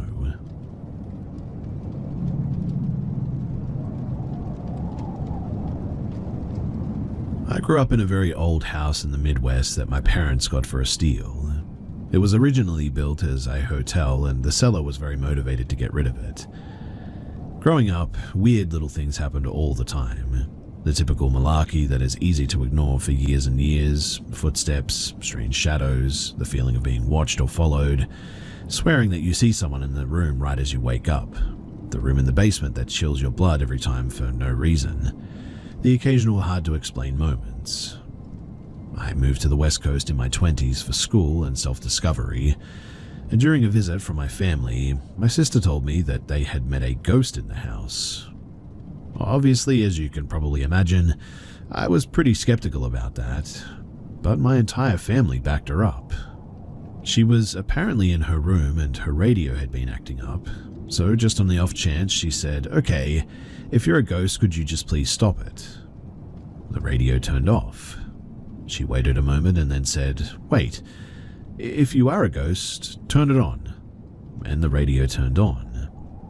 After some experimentation, they devised a system of communication apparently. Volume up was yes, volume down was no. The digital readout on the volume was 0 to 30, so 1 was A, 2 was B, 3 was C, and so on. If the radio turned off, then it was a sort of hard no or off-limits question. Through this system, the ghost had explained that he wanted to be called Jason. He had died in the house in 1905 at age 5 when he was sick, and he lived in the house alongside of us with his kind mother and evil father. When they asked if he loved his father, the volume went to 0 and turned off. In fact, he refused most questions about his father. Apparently, he was the cause of the more malevolent experiences that people had had in that house. I was definitely intrigued, and went back home that year to visit for a chance to experience this all for myself. However, when I arrived, Jason refused to interact with me. I would leave the table and the radio would pop on. My sisters would call me back and the radio would turn off instantly. He apparently didn't want to have anything to do with me. As I thought about this, I remembered an experience that I had moving to the West Coast. I had been lying in bed one night when I felt a hand ruffle my hair playfully. I freaked out, I shot out of bed, turned on the light, puffed out my chest, and overconfidently yelled, "You don't know who I am or what I'm capable of. If you try that again, you'll regret it. Don't you dare mess with me." And then several picture frames on my desk flew off onto my floor belligerently. I stayed at a friend's house that night. One night on my trip after Jason refused to talk to me, I spoke out loud. "Hey, I'm sorry if it was you who I yelled at that one night. I bet you were trying to play or introduce yourself to me and I got scared. I didn't need to be so mean to you and I understand if you don't want to talk to me." The radio then turned on. "Hey, are you Jason that I've heard about so much?" The volume went up. "Did I yell at you the night before I left?" The volume went up again, and then went back down to a reasonable level. "I'm sorry about that. Can we be friends?" The volume went up again. Honestly, it was incredible. He had introduced himself to several family friends as well. To prove that he wasn't some sort of hacked radio, he would do additional tasks too. He would ring our doorbell, he would push crayons around the table. He even did a really incredible trick for us. You see, while asking about the logistics of being a ghost, he had volume upped that he would travel anywhere almost instantly. To test it, we called up a family friend on the West Coast. This friend put out a newspaper on their kitchen table. Jason then visited them and came back to set the volume to the date of the paper. The radio turned off for a moment, then seconds later it set the volume to 17. The friend said, "So close, the paper was for the 18th. But Jason was not convinced. Volume up, volume down, 17. Volume up, volume down, 17 over and over again. The friend checked again and apologized. Oh no, he's right. I misremembered. It's the paper from the 17th. Strangely, he refused to answer questions about God or religion. He gave us a few answers that contradicted as well. He told us that he didn't need to sleep, but that he had told my sister a few months earlier that he did. One thing he seemed to know was how long he would be there, though the volume Ouija system that he told my sister he would be around until her 28th birthday, then his family would move on to the next phase. At the time, this was a couple of years into the future, and sure enough, we never heard from him after that. During his time with us, though, he would occasionally visit our dreams too. We would have these extremely realistic dreams where a boy in a white hooded robe would say hi to us, ask to play hide and seek with us, or ask us questions about ourselves. Then he would confirm with my sister that he had visited us. He used the radio primarily, but in the final year he got a bit better at manipulating other electronics too. He could make printers print messages. He could manipulate televisions. He even sent us texts in the last few months. My mother had texted me, "I see you, haha," when I was back in the West Coast a couple of years after all of this. I texted her back, "Did you come out here to visit? Where are you?" But she was confused. She said that she was in the Midwest at home, and her phone had no evidence of sending a text with that message to me. I texted back, "I think Jason sent me a message. Hi Jason," and I got a reply, "Hi" again, not from my mum. My sister even once got a call with a picture of Obama and the caller ID saying Mr. President, but there was nobody there when she answered, and apparently no callback number. The radio confirmed with a volume up that Jason was goofing around apparently. It was a wild few years with that crazy kid haunting our devices. My family still has that radio out, just in case, but it hasn't turned on in years. My sister is now well into her 30s, and look, I know that this will be met with a lot of skepticism. Believe me, I understand. Even I was very skeptical until I was able to meet him myself. However, I think it's finally time to share this and to also answer some questions that people might have about it. So, that's why I'm here. If you have any questions, then please do drop them below. Also, here's some answers to some other basic questions that I've received before. So, does my family still live in this house? Yes, they do. My mum and sister are around, and there has been no communication or experiences from Jason or the father since my sister turned 28. Do I realize that Jason is a demon or a lying spirit, a malevolent entity sent to trick me? Maybe. We haven't ruled that out either, but it felt pretty chill, I guess. Yes, I get that that could be part of it, but I don't know. It's hard to say. How did the parents die? It's unclear to us, but I wish we had found more info on them too. Why didn't I record it? We tried, believe me. Electronic recording was interfered with or glitched every single time though. Jason just didn't want to be recorded, I guess. Camcorders glitched, phone video didn't save or seemed to be immediately deleted. Even audio recordings didn't work around the radio when he was active. Did we ever investigate the history or death records of the house? Did a boy named Jason actually live and die there? We did actually. And we did actually find a record of a death of a 5-year-old boy from illness. But his name was not Jason though. But everything else was in line with what he told us, just not the name. How did a 5-year-old know how to read, write, and spell? Honestly, I have no clue. But he could. I personally always figured that he had picked up some tricks in the afterlife, but who knows? Others have theorized that if his family had this property at that time, that they might have been, well, socio-economically at the top of the class back then. He might have received a better education than most kids at the time, but again, I really don't know. Do you expect us to believe this? Where's your proof? I expect that some people will believe and some won't, and that's honestly fine by me. I'm not here to prove it, I just thought that it was a cool experience and I figured that some others would enjoy knowing about it too.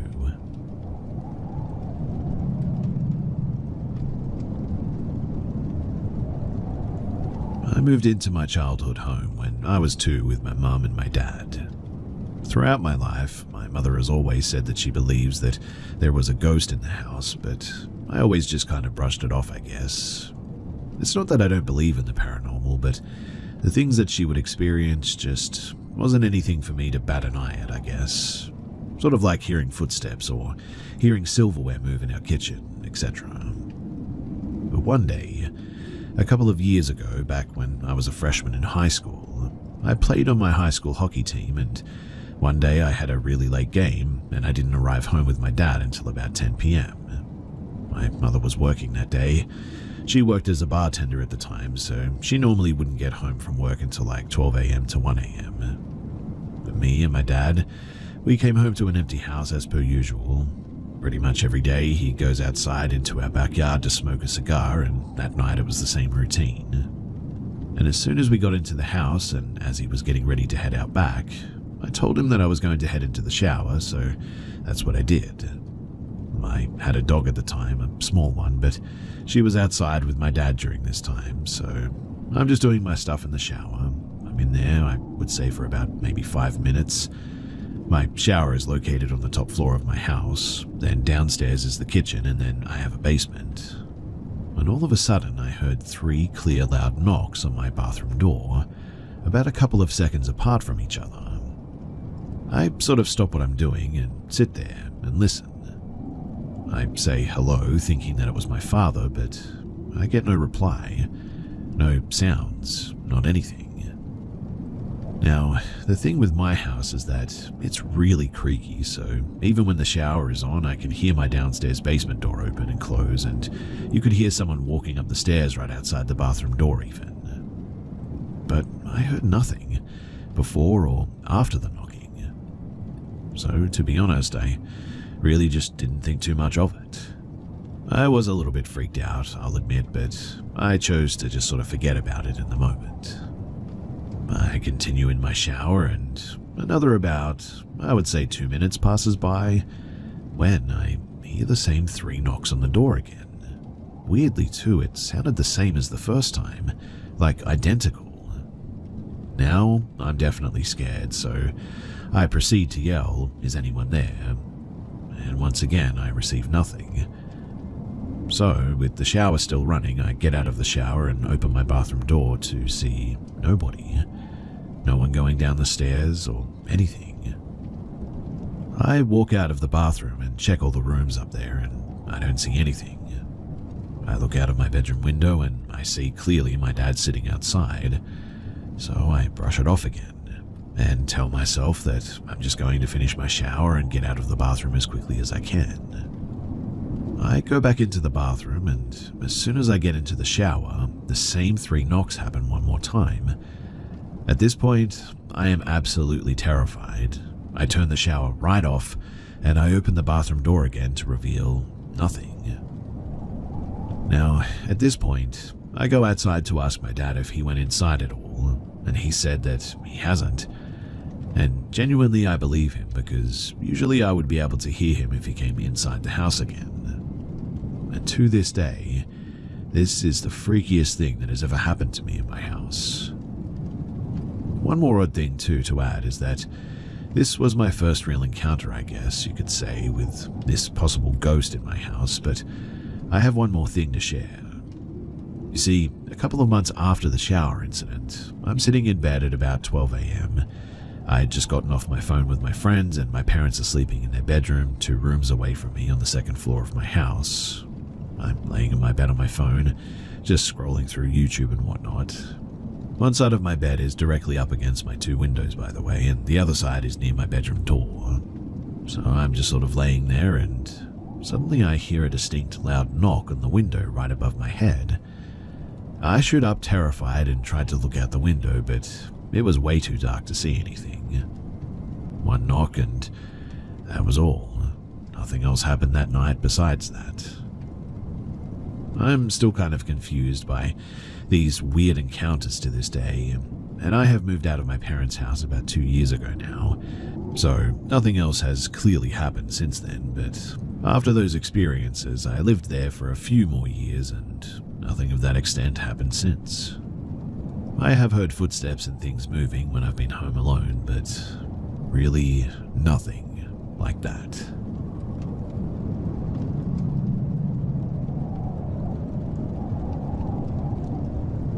This happened around 2022 to 2023-ish. So me and my boyfriend, we were living at my family's ancestral home in the Philippines. Our house is around 50 years old at this stage, and growing up I had heard a lot of stories and folklores that surrounded our house, but I never really believed in them. Well, up until this incident anyway. So, it's almost midnight, and my boyfriend was already sleeping while I was watching YouTube on my phone. Our room is a rectangular room and our bed is facing the windows. My boyfriend was already sleeping soundly while I was watching YouTube on the bed while facing against him. And all of a sudden, he just seemed to get mad at me for being too fidgety and said that he woke up because I was tapping his foot. I said to him that I wasn't doing anything, and not thinking much of it, I just said that maybe he was dreaming. I keep watching YouTube for another hour until eventually I fell asleep. At around 2 to 4 a.m., somewhere around there, I suddenly woke up and I was really confused because I thought that I was dreaming. You see, while I was looking around the room, I noticed that the right corner of our room was really dark, which was weird because our very flashy internet router was supposed to be there, and now it's just pure darkness. A darkness so dark that it was strange. I looked up at the corner waiting for my eyes to adjust until I saw a very tall shadow of a man. I was looking at him for almost 10 seconds without blinking or adjusting my eyes, just to make sure that I was seeing it correctly. The shadow of his head was almost at our ceiling though. Again, thinking that I was dreaming, I just sort of tried to brush it off and eventually I went back to sleep. The following morning, my boyfriend was so grumpy that he wasn't able to sleep much last night. Eventually, I went to the bathroom, and when I came back to bed, I said to him, "You know, I had a really weird dream last night.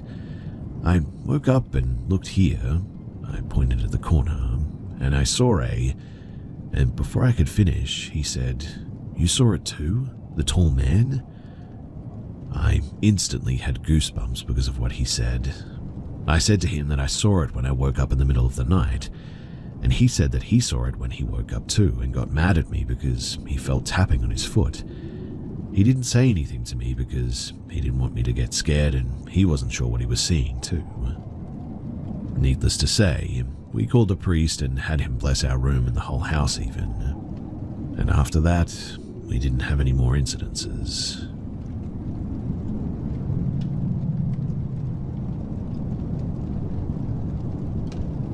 This was about 15 years ago, and it has honestly traumatized me for that long. So I was playing Xbox in my room at night with my window down, and suddenly I got this cold ice feeling in my veins from my head to my toes in a sort of intense rush, and I was rendered completely paralyzed from fear.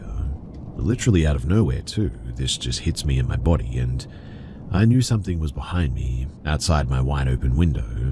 And honestly, I had never been that scared in my life, since or even before that point. I knew deep down that I was being watched by something immediately. It felt evil, and I felt in danger beyond words to describe. Finally, I somehow got enough nerve to turn around, and I broke free from this paralyzing fear that was gripping my whole body, and spin around purposely avoiding looking out my window, dive into my bed, it being right below the same window. I hid under my blankets and was listening for anything that could tell me if there was something out there. I was confused and scared about what I was feeling and what was going on. After a few minutes of not hearing or seeing anything, I grabbed the windowsill and slowly peeked over and out of my window to see if I could see anything. At the time, I owned a PT Cruiser. It was parked outside about 15 feet away, directly adjacent from my window, and to my astonishment, this tall grey thing, it looked like it had a fuzzy-like static that clung to its entire body as well. It stood up and it turned its head in my direction, and it had no face at all, just completely flat and grey. It seemed as if it stood up from a crouched position behind my car. The top of the cruiser was a little below the waist of this thing, so it was extremely tall, and it had really thin arms and legs, and they were long and skinny. I don't remember seeing any hands or anything because I was locked on its, faceless form, looking at me, and this static cloud kind of covered it and made parts of it hard to see as well. Another weird characteristic was that it moved, and only when it moved it made a sound like rushing wind or a river rushing from a distance, almost like white noise, but really loud TV static noise with a wind sound. When it stopped moving, the sound would stop also, and it was a cold winter night with no wind and no sounds either, so because of that it stuck out and was super out of place sounding. This flat, faceless thing turned towards me, and I assume it was looking at me. Then, in the most robotic-looking way possible, its waist turned away from me, then its upper body, and then its head turned away last, and rushed into the darkness, into the field. And without skipping a beat in stride, it walked over a 5-foot cattle fence like it was nothing. As I mentioned before, it made this sort of rushing static wind sound the whole time. The static smoke that clung to its body became really static looking and like a heavy smoke. It trailed behind it and slowly fell to the ground and disappeared after a few seconds. It walked until the darkness seemed to swallow it up and I couldn't see it anymore and it disappeared. The top of my PT was a little below its waist now. I've done some research on words and things like naked slender man is the closest thing that I could compare it to. I know that it sounds crazy, but that's what I did. So, if anybody has seen something like this and can share their experience with me, I would really love to hear it. I've been fruitless in my search for other experiences or sightings of this thing with the same characteristics as mine. So if you have anything to share, then I would love to hear it. This experience scared the heck out of me so bad, and it wasn't until about 3 years ago that I was, for the first time in 11 years since that experience, actually able to go out into that field to shut the chickens in for the night. I just guess I really feel like I'm going to see this thing again, and when I do, that it's going to try and take me or something. I mean, the way that it looked at me the whole time as it turned to walk away wasn't a fleeing type of action. It's almost like it was like, oh yeah, just wait a little and I'll catch you next time sort of attitude as it walked away. Obviously, this whole thing sounds insane, but I can assure you that it really happened, and I know that it's straight out of like a Donnie Darko-like sort of thing, but it was weird, and I'm 30 now and I still haven't forgotten it. I was 14 or 15 at that time, and I still live in that same house to this day.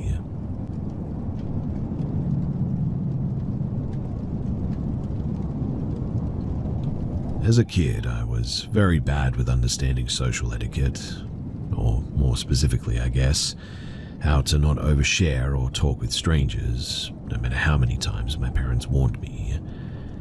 This happened possibly when I was around 8 to 9 years old, and primed for being overly talkative. My mum had brought me to McDonald's with her friend, who had a daughter, so that we could play in the indoor play place after eating. It was late at night. I don't remember why we were there so late or what we had done earlier that day, but the McDonald's was pretty much empty except for us and the staff and the one man sitting alone at a table near the play area. It was late, and I don't remember why we were there so late or what we had done earlier that day, but the McDonald's was pretty much empty, except for us and the staff, and also one man sitting alone at a table near the play area. Of course, for whatever reason, little me, seeing a person alone, went up to him with my friend to start up a conversation. I introduced myself and her, started talking about my interests, my school, a lot of things that I don't really remember. I don't remember him replying either, but we eventually left him alone after he called someone on his phone or whatever, and started speaking in a different language. I didn't recognize it, and I don't remember it in enough detail to take a good guess now either. My friend and I, though, we kept playing until the man left, and then a few hours later, a big man and a young girl, roughly the same age as us, entered the McDonald's. The girl ran up to the glass dividing the counters from the play area and yelled my name excitedly. I went over despite not recognizing her.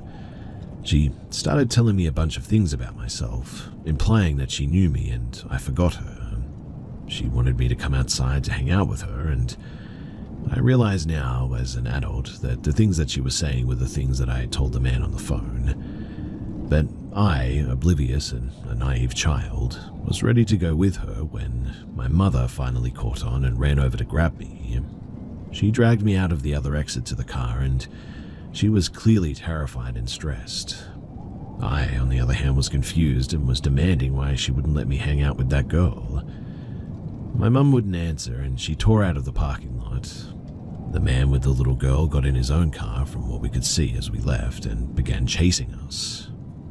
My mum went down several different roads away from our home until she finally lost them, and I was in serious trouble when I got home. She explained to me that this was most likely a kidnapping scheme, and I really needed to stop telling random strangers so much information about myself. I didn't understand how a little girl my age would be involved with kidnapping another kid, not to mention that I didn't understand the motivation of kidnapping at all either. But now that I get it, this was truly a horrifying situation that I just narrowly avoided, and if it wasn't for my mum, honestly, I don't know where I would be. I could have also potentially got my friend in trouble too, a lot of trouble. So I'm grateful for my mum that day, that she was vigilant, and that I also didn't get kidnapped, and who knows what would have happened.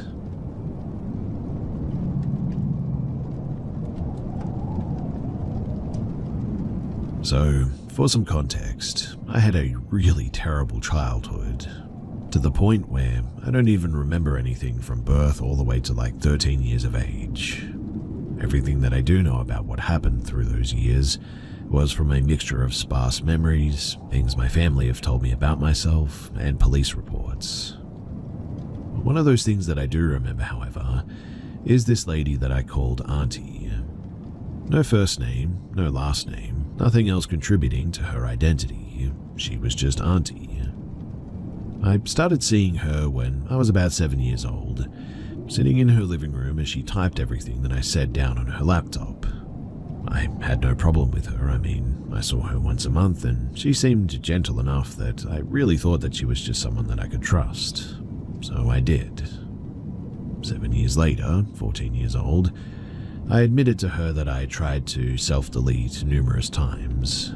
It was a mixture of multiple different factors. My mother's increasing toxicity, the lack of social interaction at the time, and more importantly, I never moved on from the horrors of my childhood. Now, I was 14 years old at the time, and I was able to wonder why these meetings with Auntie never actually seemed to help me, especially to do with the fact that I begged her to tell me why I constantly wanted to end myself. And I remember on the way to Auntie's house one day, I asked my mother if I would ever get the chance to see a different person, maybe a different sort of help that Auntie clearly couldn't give. I was just hissed at to be quiet. Around that time too, the relationship between me and my mother began to crack a lot. My mother became a source of grief to me, and I cried about it during multiple sessions with my auntie. Auntie, at the end of these sessions, would try to defend my mother or make me seem like I'm blowing things out of proportion. I tried to come up with my own reasons at the time and why she was not trying to understand things wholly, and I just chalked it up to her being empathic, maybe being able to explain why my mother was terrible was supposed to help me embrace it in some weird way or something. And then, more things like that seemed to happen. I admit that when I was 16 years old, I was a terrible kid. I went to parties, drank whatever was served, and definitely did not tell anyone what I was doing. But then Auntie started to ask very specific questions, especially to do with the topics I just mentioned. Quite honestly, I was sort of in shock, I guess. Again, I gave her the benefit of the doubt and thought that her sudden pinpointing of these things must be from the fact that, at this point, she knows me for almost a decade and just knows these things. All the way into an entire year later, She started to bring up the parties that I've gone to in these sessions without even bothering to hide behind the questions. The relationship between me and my mother had almost been completely severed, and the worst part of all, something that still affects me to this day, at the end of each session, Auntie started to invite my mother into the room and tell her every single thing that I had said. It was terrible, hearing my own words against my mother, explaining the increasing abuse that she had begun to put me through and said straight to her face as she sat next to me. My grades in school began to drop. My mother forbade me from going out and I was completely isolated. So again, self-deletion and all that. I ran into my mother's room looking for something that I could overdose with or just something that could push me to the edge. I remember rummaging through everything until I went into her walk-in closet. I had barely gone into her room. In fact, I completely forgot about the fact that she had even had one of these. But in my crazed state, I just remember running into her closet and looking through every crevice when I stumbled upon a suitcase leaning against the wall under the hung-up clothes. If I close my eyes, I can still imagine it, and it didn't look old, so that was probably what made me decide to open it. And when I did, all I saw was just a ton of papers. The surprise of seeing so much snapped me out of the state that I was in, I guess, and I recall sitting cross-legged on the floor and wondering what the heck these papers were. After a while of reading, I realized that these were transcripts of Auntie and I's sessions, literally dating all the way back to some of the first sessions that I did with her. I remember feeling sick, feeling so sick at this. I at least had enough sense to steal a few of the earlier papers to make it less noticeable, and reading through those transcripts just filled me with more and more bitter questions. And so, I decided that night that I was going to end myself after I figured out what was going on. I was on a time crunch, feeling stressed because I really only had a year to figure out what the heck was going on before I was faced with the looming threat of being kicked out as soon as I turned 18. So I started to pay more attention in our sessions, looking around her house wherever I got the chance to, looking for some indicators that could tell me who this psychologist really was. I started asking my mother more and more questions about Auntie too. She kept deflecting though, repeating the same fact. She was a psychologist. That is, until I did something that literally almost ruined the rest of my life. I decided to steal my mother's phone. It seemed like a small thing now, but at that point it was really life or death. My mother was in the shower one day and I had already packed all the stuff that I needed to be out for a few hours, maybe even for a few nights somewhere. As soon as I heard the door lock, I swiped my mother's phone and bolted out of the house. I didn't even look down at the thing until I was on the bus, in fact. I remember looking through my mother's messages first, and I knew that I had found Auntie when I stumbled across an unfamiliar name. Even better when the messages clearly showed when my mother booked appointments too. I scrolled for a while, enough for the bus to get me to a safe place, but even as I walked off the bus and years of texts were read, nothing incriminating or anything of that effect had shown itself. I then looked through my mother's call logs and I saw the fact that they call extremely often. I was not an idiot too. Whatever was really going on was happening on calls instead of messages, which was smart. I'll give credit where credit is due, obviously, but it still didn't get me anything, and I was now a bit peeved. I found a place to sit at the side of the road, and I continued my search. I looked through my mother's social media, and when I tried searching up Auntie's name, nothing came up. I genuinely felt all the hope leave my body at that point, and sometimes now I swear that I can still feel the same sick feeling as I felt then.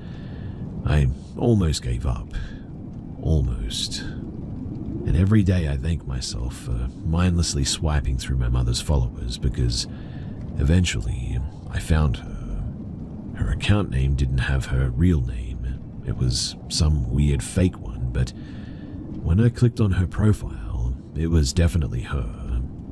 She posted photos with some of my mother's friends, and I scrolled for a while down her page until I saw a photo that I posted of herself and my mother years ago.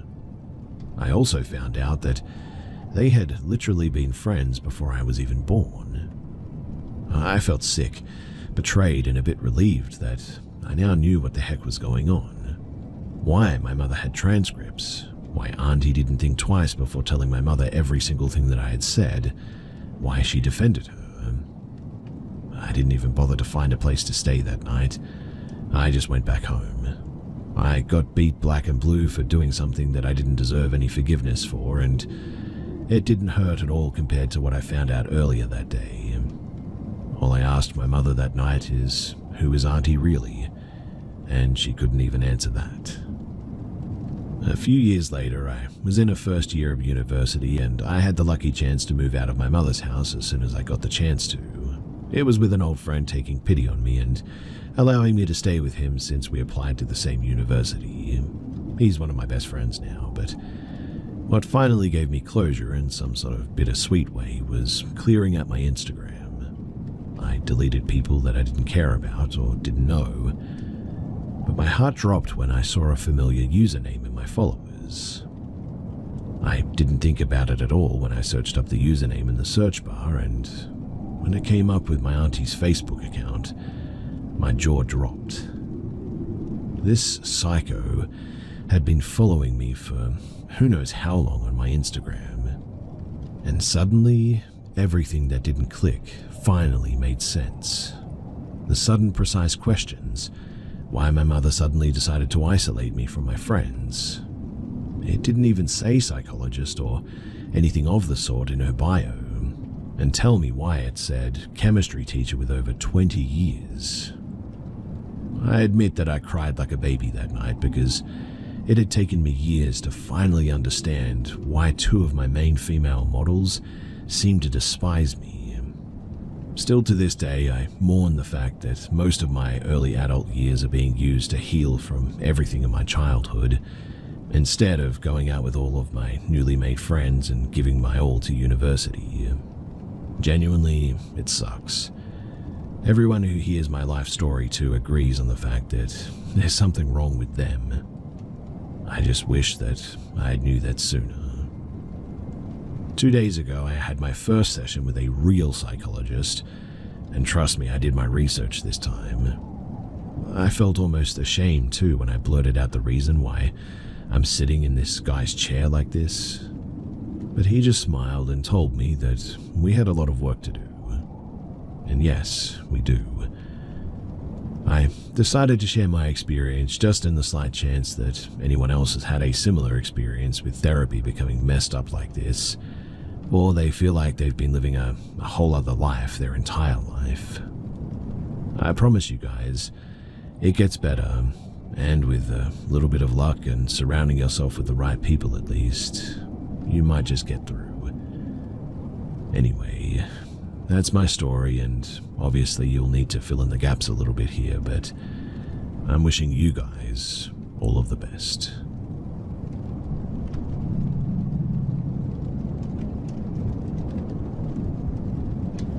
Back when I was 14 years old, my family moved from our home in England to the Republic of Ireland, where we lived for a further 6 years. We had first moved to the northwest of the country, but after a year of living there, we then relocated to the Irish Midlands, as my dad had gotten a new job working in Dublin. My parents had bought a cottage on the outskirts of a very small village that was a stopping point from one of the larger towns to the next. This village was so small and remote, there was basically nothing to do.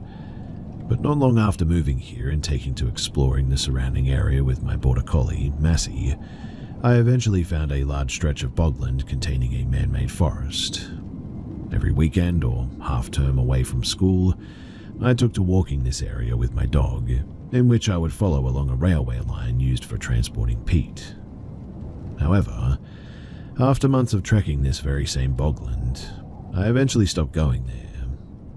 I cannot quite recall the reason why, but maybe it was because I always felt as though I was trespassing, which I wasn't. Or maybe it was because the bogland was so bumpy and uneven, I always came home with horrific blisters. Whatever the case may be, although I stopped going to this bogland to walk my dog, outside of one of the nearby towns where I went to school, there was a public forest. And because this forest was a 20-minute drive away, my dad would take me and Macy there, drop us off, and then pick us up again 2 or 3 hours later.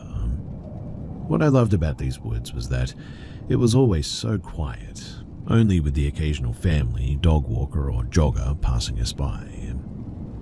Now, on one particular evening, I had gone back to these woods with Macy, where my dad would later pick us up after running some errands. Making our way along the trail, the evening had already started to become dimmer. Wanting to make my way back to the car park before it got too dark, I decided to take a bit of a shortcut through the forest via one of the many narrow side trails. Following down one of these side trails, me and Macy stumbled upon a small sort of teepee-shaped hut made from logs. Loving a good game of hide-and-seek, I would sometimes hide inside the teepee when Macy wasn't looking, where she would spend the next couple of minutes circling around the hut trying to find me, not realizing that she could just go inside. Whether I played this game with Macy that day or not, I cannot really remember, I'm not sure, but following down this exact same side trail, I turned to look behind me. Staring down the entryway, I then see a man walking 20 meters behind, having just taken this side trail. For some unknown reason, I had a strange instant feeling about this man, even though I had only just noticed him. I can't remember or even describe the way that this man was walking, but the way that he did so felt suspicious to me. Listening to my instincts, or perhaps just my paranoia, I suppose, I quickly latched my lead back onto Macy and hurriedly made my way down the trail. A few minutes later, although I had reached back onto the main trail, the evening had already turned much darker, so again, turning to see if the man was behind me, I could still see him around the curve, only 10 meters away from me now. I did try to tell myself that I was just being paranoid and that this man was most likely not following me or anything, but my gut instinct just still told me that something was off. Thinking ahead, I pull out my phone to call my dad, as to make sure that he was already in the parking space waiting for me, but there was no answer. Because there was no answer, I just assumed that he was probably still driving, and because he was still driving, I just hoped that my dad was nearly on his way. By the time that I made it back to the car park, it was basically pitch black now, and there was just one single car in the parking area, but it wasn't my dad's. Sitting down by a picnic bench to wait for him to come and get us, all I could do was hope that he would be coming soon and that this strange man from the woods was not following me after all.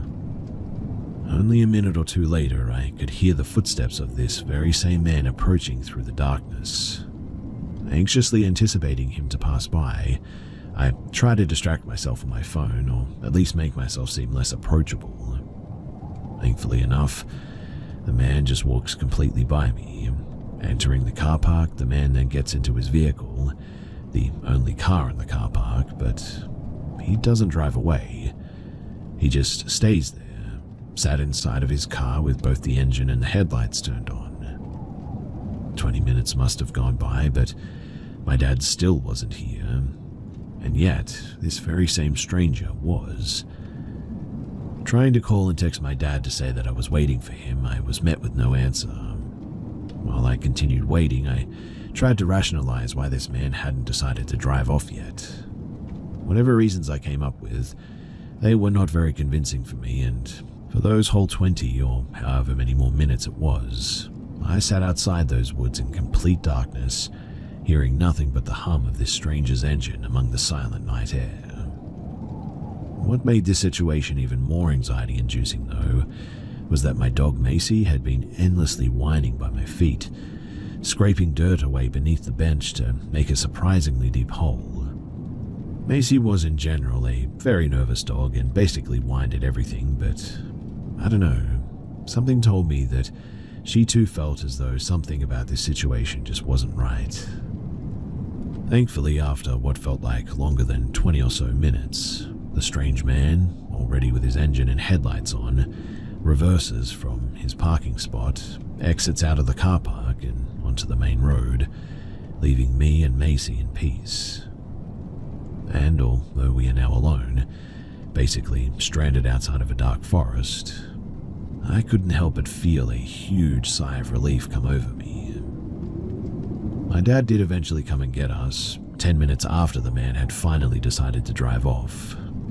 And do you want to know what my dad's excuse was as to why he was so late? He forgot that he had to pick us up. Now, I don't know if that man really was following me through the forest, although it certainly seemed like it. And I also don't know why he just sat in the car for 20 minutes, seemingly just watching me. But if I had to learn anything from that experience, it would be that my dad can sometimes be just a careless douche. And two, never hike through the forest alone, late in the evening, like I did.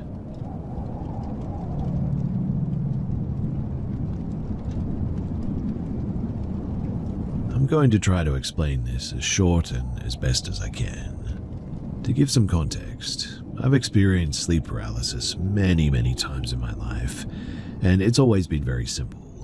I wake up, can't move, can't speak, and can only watch what's happening around me with my eyes. The first time that I had sleep paralysis was when I was 13 or 14. It was just a shadow hovering behind me, which I could see in the mirror that I fell asleep facing. It had no distinct features, just a shadow. So skipping forward, I'm 18 now. I still have sleep paralysis here and there, but have not seen the shadow since I was 14. This past weekend, me and my boyfriend went down to this friend's house. They always tell me about crazy paranormal and scary stuff that they've experienced, so obviously I've decided to bring my Ouija board. I've had it for about a year, but it has yet to do anything, so I kind of just started to doubt it was real and hung it on my wall. It was about midnight-ish, and we went walking on the train tracks near his house. Decided to stop by a little ghost town because he lives basically in the middle of nowhere, and pulled out the Ouija board. It was only me and my boyfriend's friend with our hands on the planchette. Trust me too, I know the first mistake, but I genuinely started to doubt that Ouija boards were real even. But basically, to sum it up, I asked the basic question, are there any spirits who would like to communicate with us? To then I get a response, GETO, or get ow. Me and my boyfriend's friend and I panicked and said goodbye before we even got the last two letters because we knew exactly what it was saying. And that was the second mistake. We practically ran back to his house and went on with our night, and I was still extremely skeptical and thought that maybe it was probably his friend, but there was not really any way that I could prove that. Well, the next night I'm at home completely alone. I'm laying in bed and praying and accidentally drifted off before I finished praying, which I then experienced sleep paralysis. And it is the shadow that I saw when I was 14, but this time it has eyes and it's closer.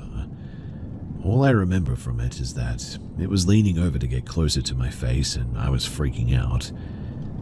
Now, the part where I get confused is this wasn't normal sleep paralysis, I guess you could say. I was flailing around and begging for it to let me wake up. I woke up and just kind of said to myself, well, that was weird, and man do I hate sleep paralysis, and eventually went back to sleep. About 45 minutes ago, I woke up from another one though, and it was this one that was truly horrifying. So I was praying before I fell asleep again, and again accidentally drifted off before I finished praying. I woke up and it was this thing again. It was in the same spot as last time, but this time it started trying to get near my ears, and I was literally pushing and kicking this thing away from me until it stopped, and it was trying to talk to me. It then told me that it was keeping me there forever. I'm assuming in whatever realm that I was in, whether it was a sleep realm or something evil or whatever, but I was crying and begging for it to let me wake up. I kept telling it that I had work in the morning and I couldn't stay there forever. I told it that if it let me wake up tonight, that it could come back tomorrow, and that was when I woke up. And this is where I need some help. Honestly, I'm seriously horrified by whatever this is. It doesn't feel like sleep paralysis anymore, and it felt real, and I was able to move. The only thing is that I don't know if I was moving in real life or just in my head, because I'm alone and obviously I was asleep, I guess you could say.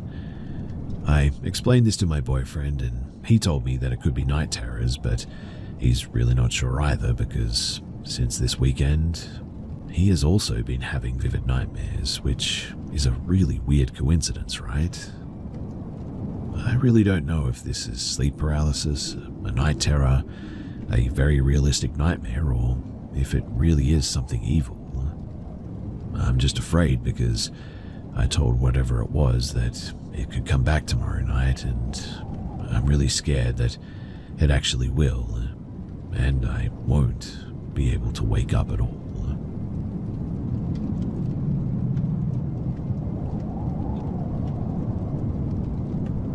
This happened to me a few weeks ago on a warm night when I decided to go for a walk in the forest to my favorite clearing. It's a beautiful spot, located on a hill with an amazing view over a field and off into the distance. I've even watched a few sunsets there, and it has always been one of my go-to places. There's also a campfire there as well, which seems to be used occasionally by other people. I left my apartment around 10 o'clock and I headed toward the forest. The night was pitch black, but I chose not to use a light. I'm really not sure why I chose that, but maybe I just didn't want to attract attention and preferred to enjoy the quiet warmth of the evening alone. Whatever the case, as I walked, I passed an old farm next to the road leading to the clearing.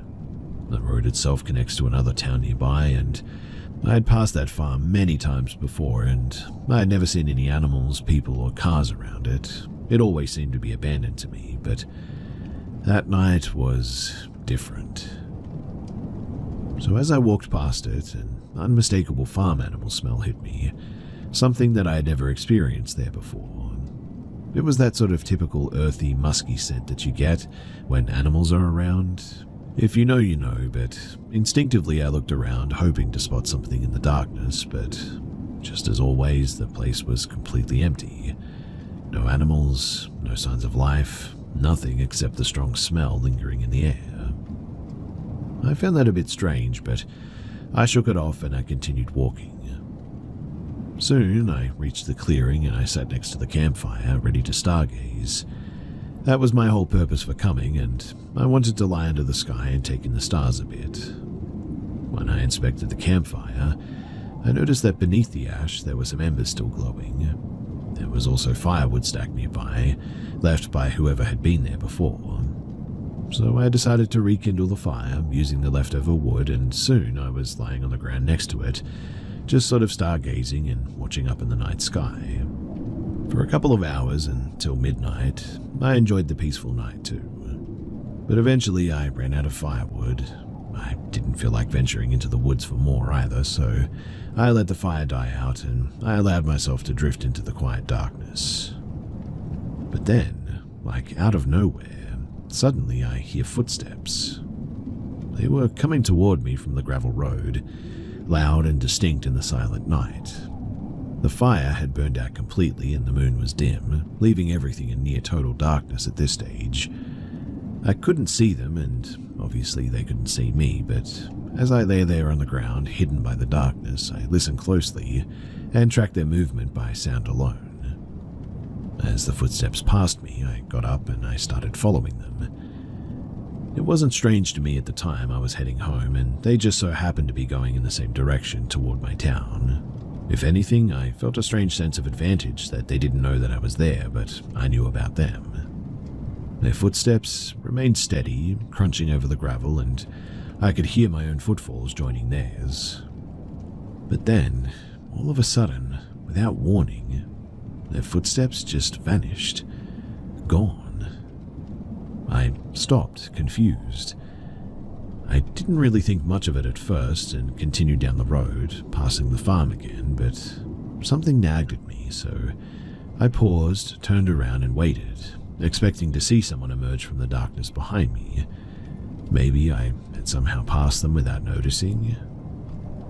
In the near-total darkness of the forest, after all, it was possible, but no one ever came out. I stood there for quite some time too, staring into the darkness, waiting for a moment, a sound, anything. But there was nothing. No footsteps, no rustling in the trees, no sign of anyone. And that's really when I became unsettled the most. If it had been a person walking ahead of me, they wouldn't have known that I was there, which means that if they suddenly heard another set of footsteps behind them, it could have startled them for sure, and if they had jumped off the road onto the forest to hide or escape, there should have been some noise, branches snapping or leaves rustling or something, but there was nothing. I didn't think about it too deeply until a few days later when I replayed the whole scenario in my mind, and the more I thought about it, the stranger the whole situation becomes. Really, I'm not sure what to make of it, but that's why I'm here. I would really love it if you guys could help me figure this one out. Were those just a couple of people walking out in the night like me, or was there something else going on? Also, I should probably mention too that the next day when I went back, I could clearly see my footsteps. You could see the imprint of my shoe and all, but there were no other footprints anywhere. I don't know. The whole situation is weird, and I would love your input.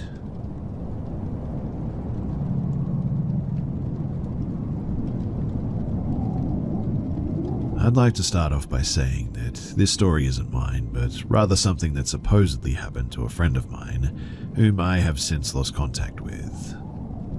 I had known her for several years when she told me this story, and it was the only strange or paranormal tale that she ever told me. And so, as you can imagine, it's always had a bit of a ring of truth with me. Anyway, around 2004, she lived with her parents in a wooded area of Ontario, Canada. Their backyard, it had a handful of fruit trees, and a thick forest began where their backyard ended. And one night, her father was climbing the stairs to go to bed when he happened to look out the window towards the fruit trees. Apparently, a bluish-white light caught his eye, meandering amongst their fruit trees. It wasn't particularly bright, but not dim either. It supposedly drifted freely around 3 feet off the ground. Thinking that it was a prowler with a flashlight, he readied himself for a confrontation. But as he looked closer, he realized that this light wasn't coming from a flashlight. It was just a ball of light floating around the trees, as my friend described it. Her dad calls for the family to come and see. They joined him at the window, bewildered at what the ball of light was.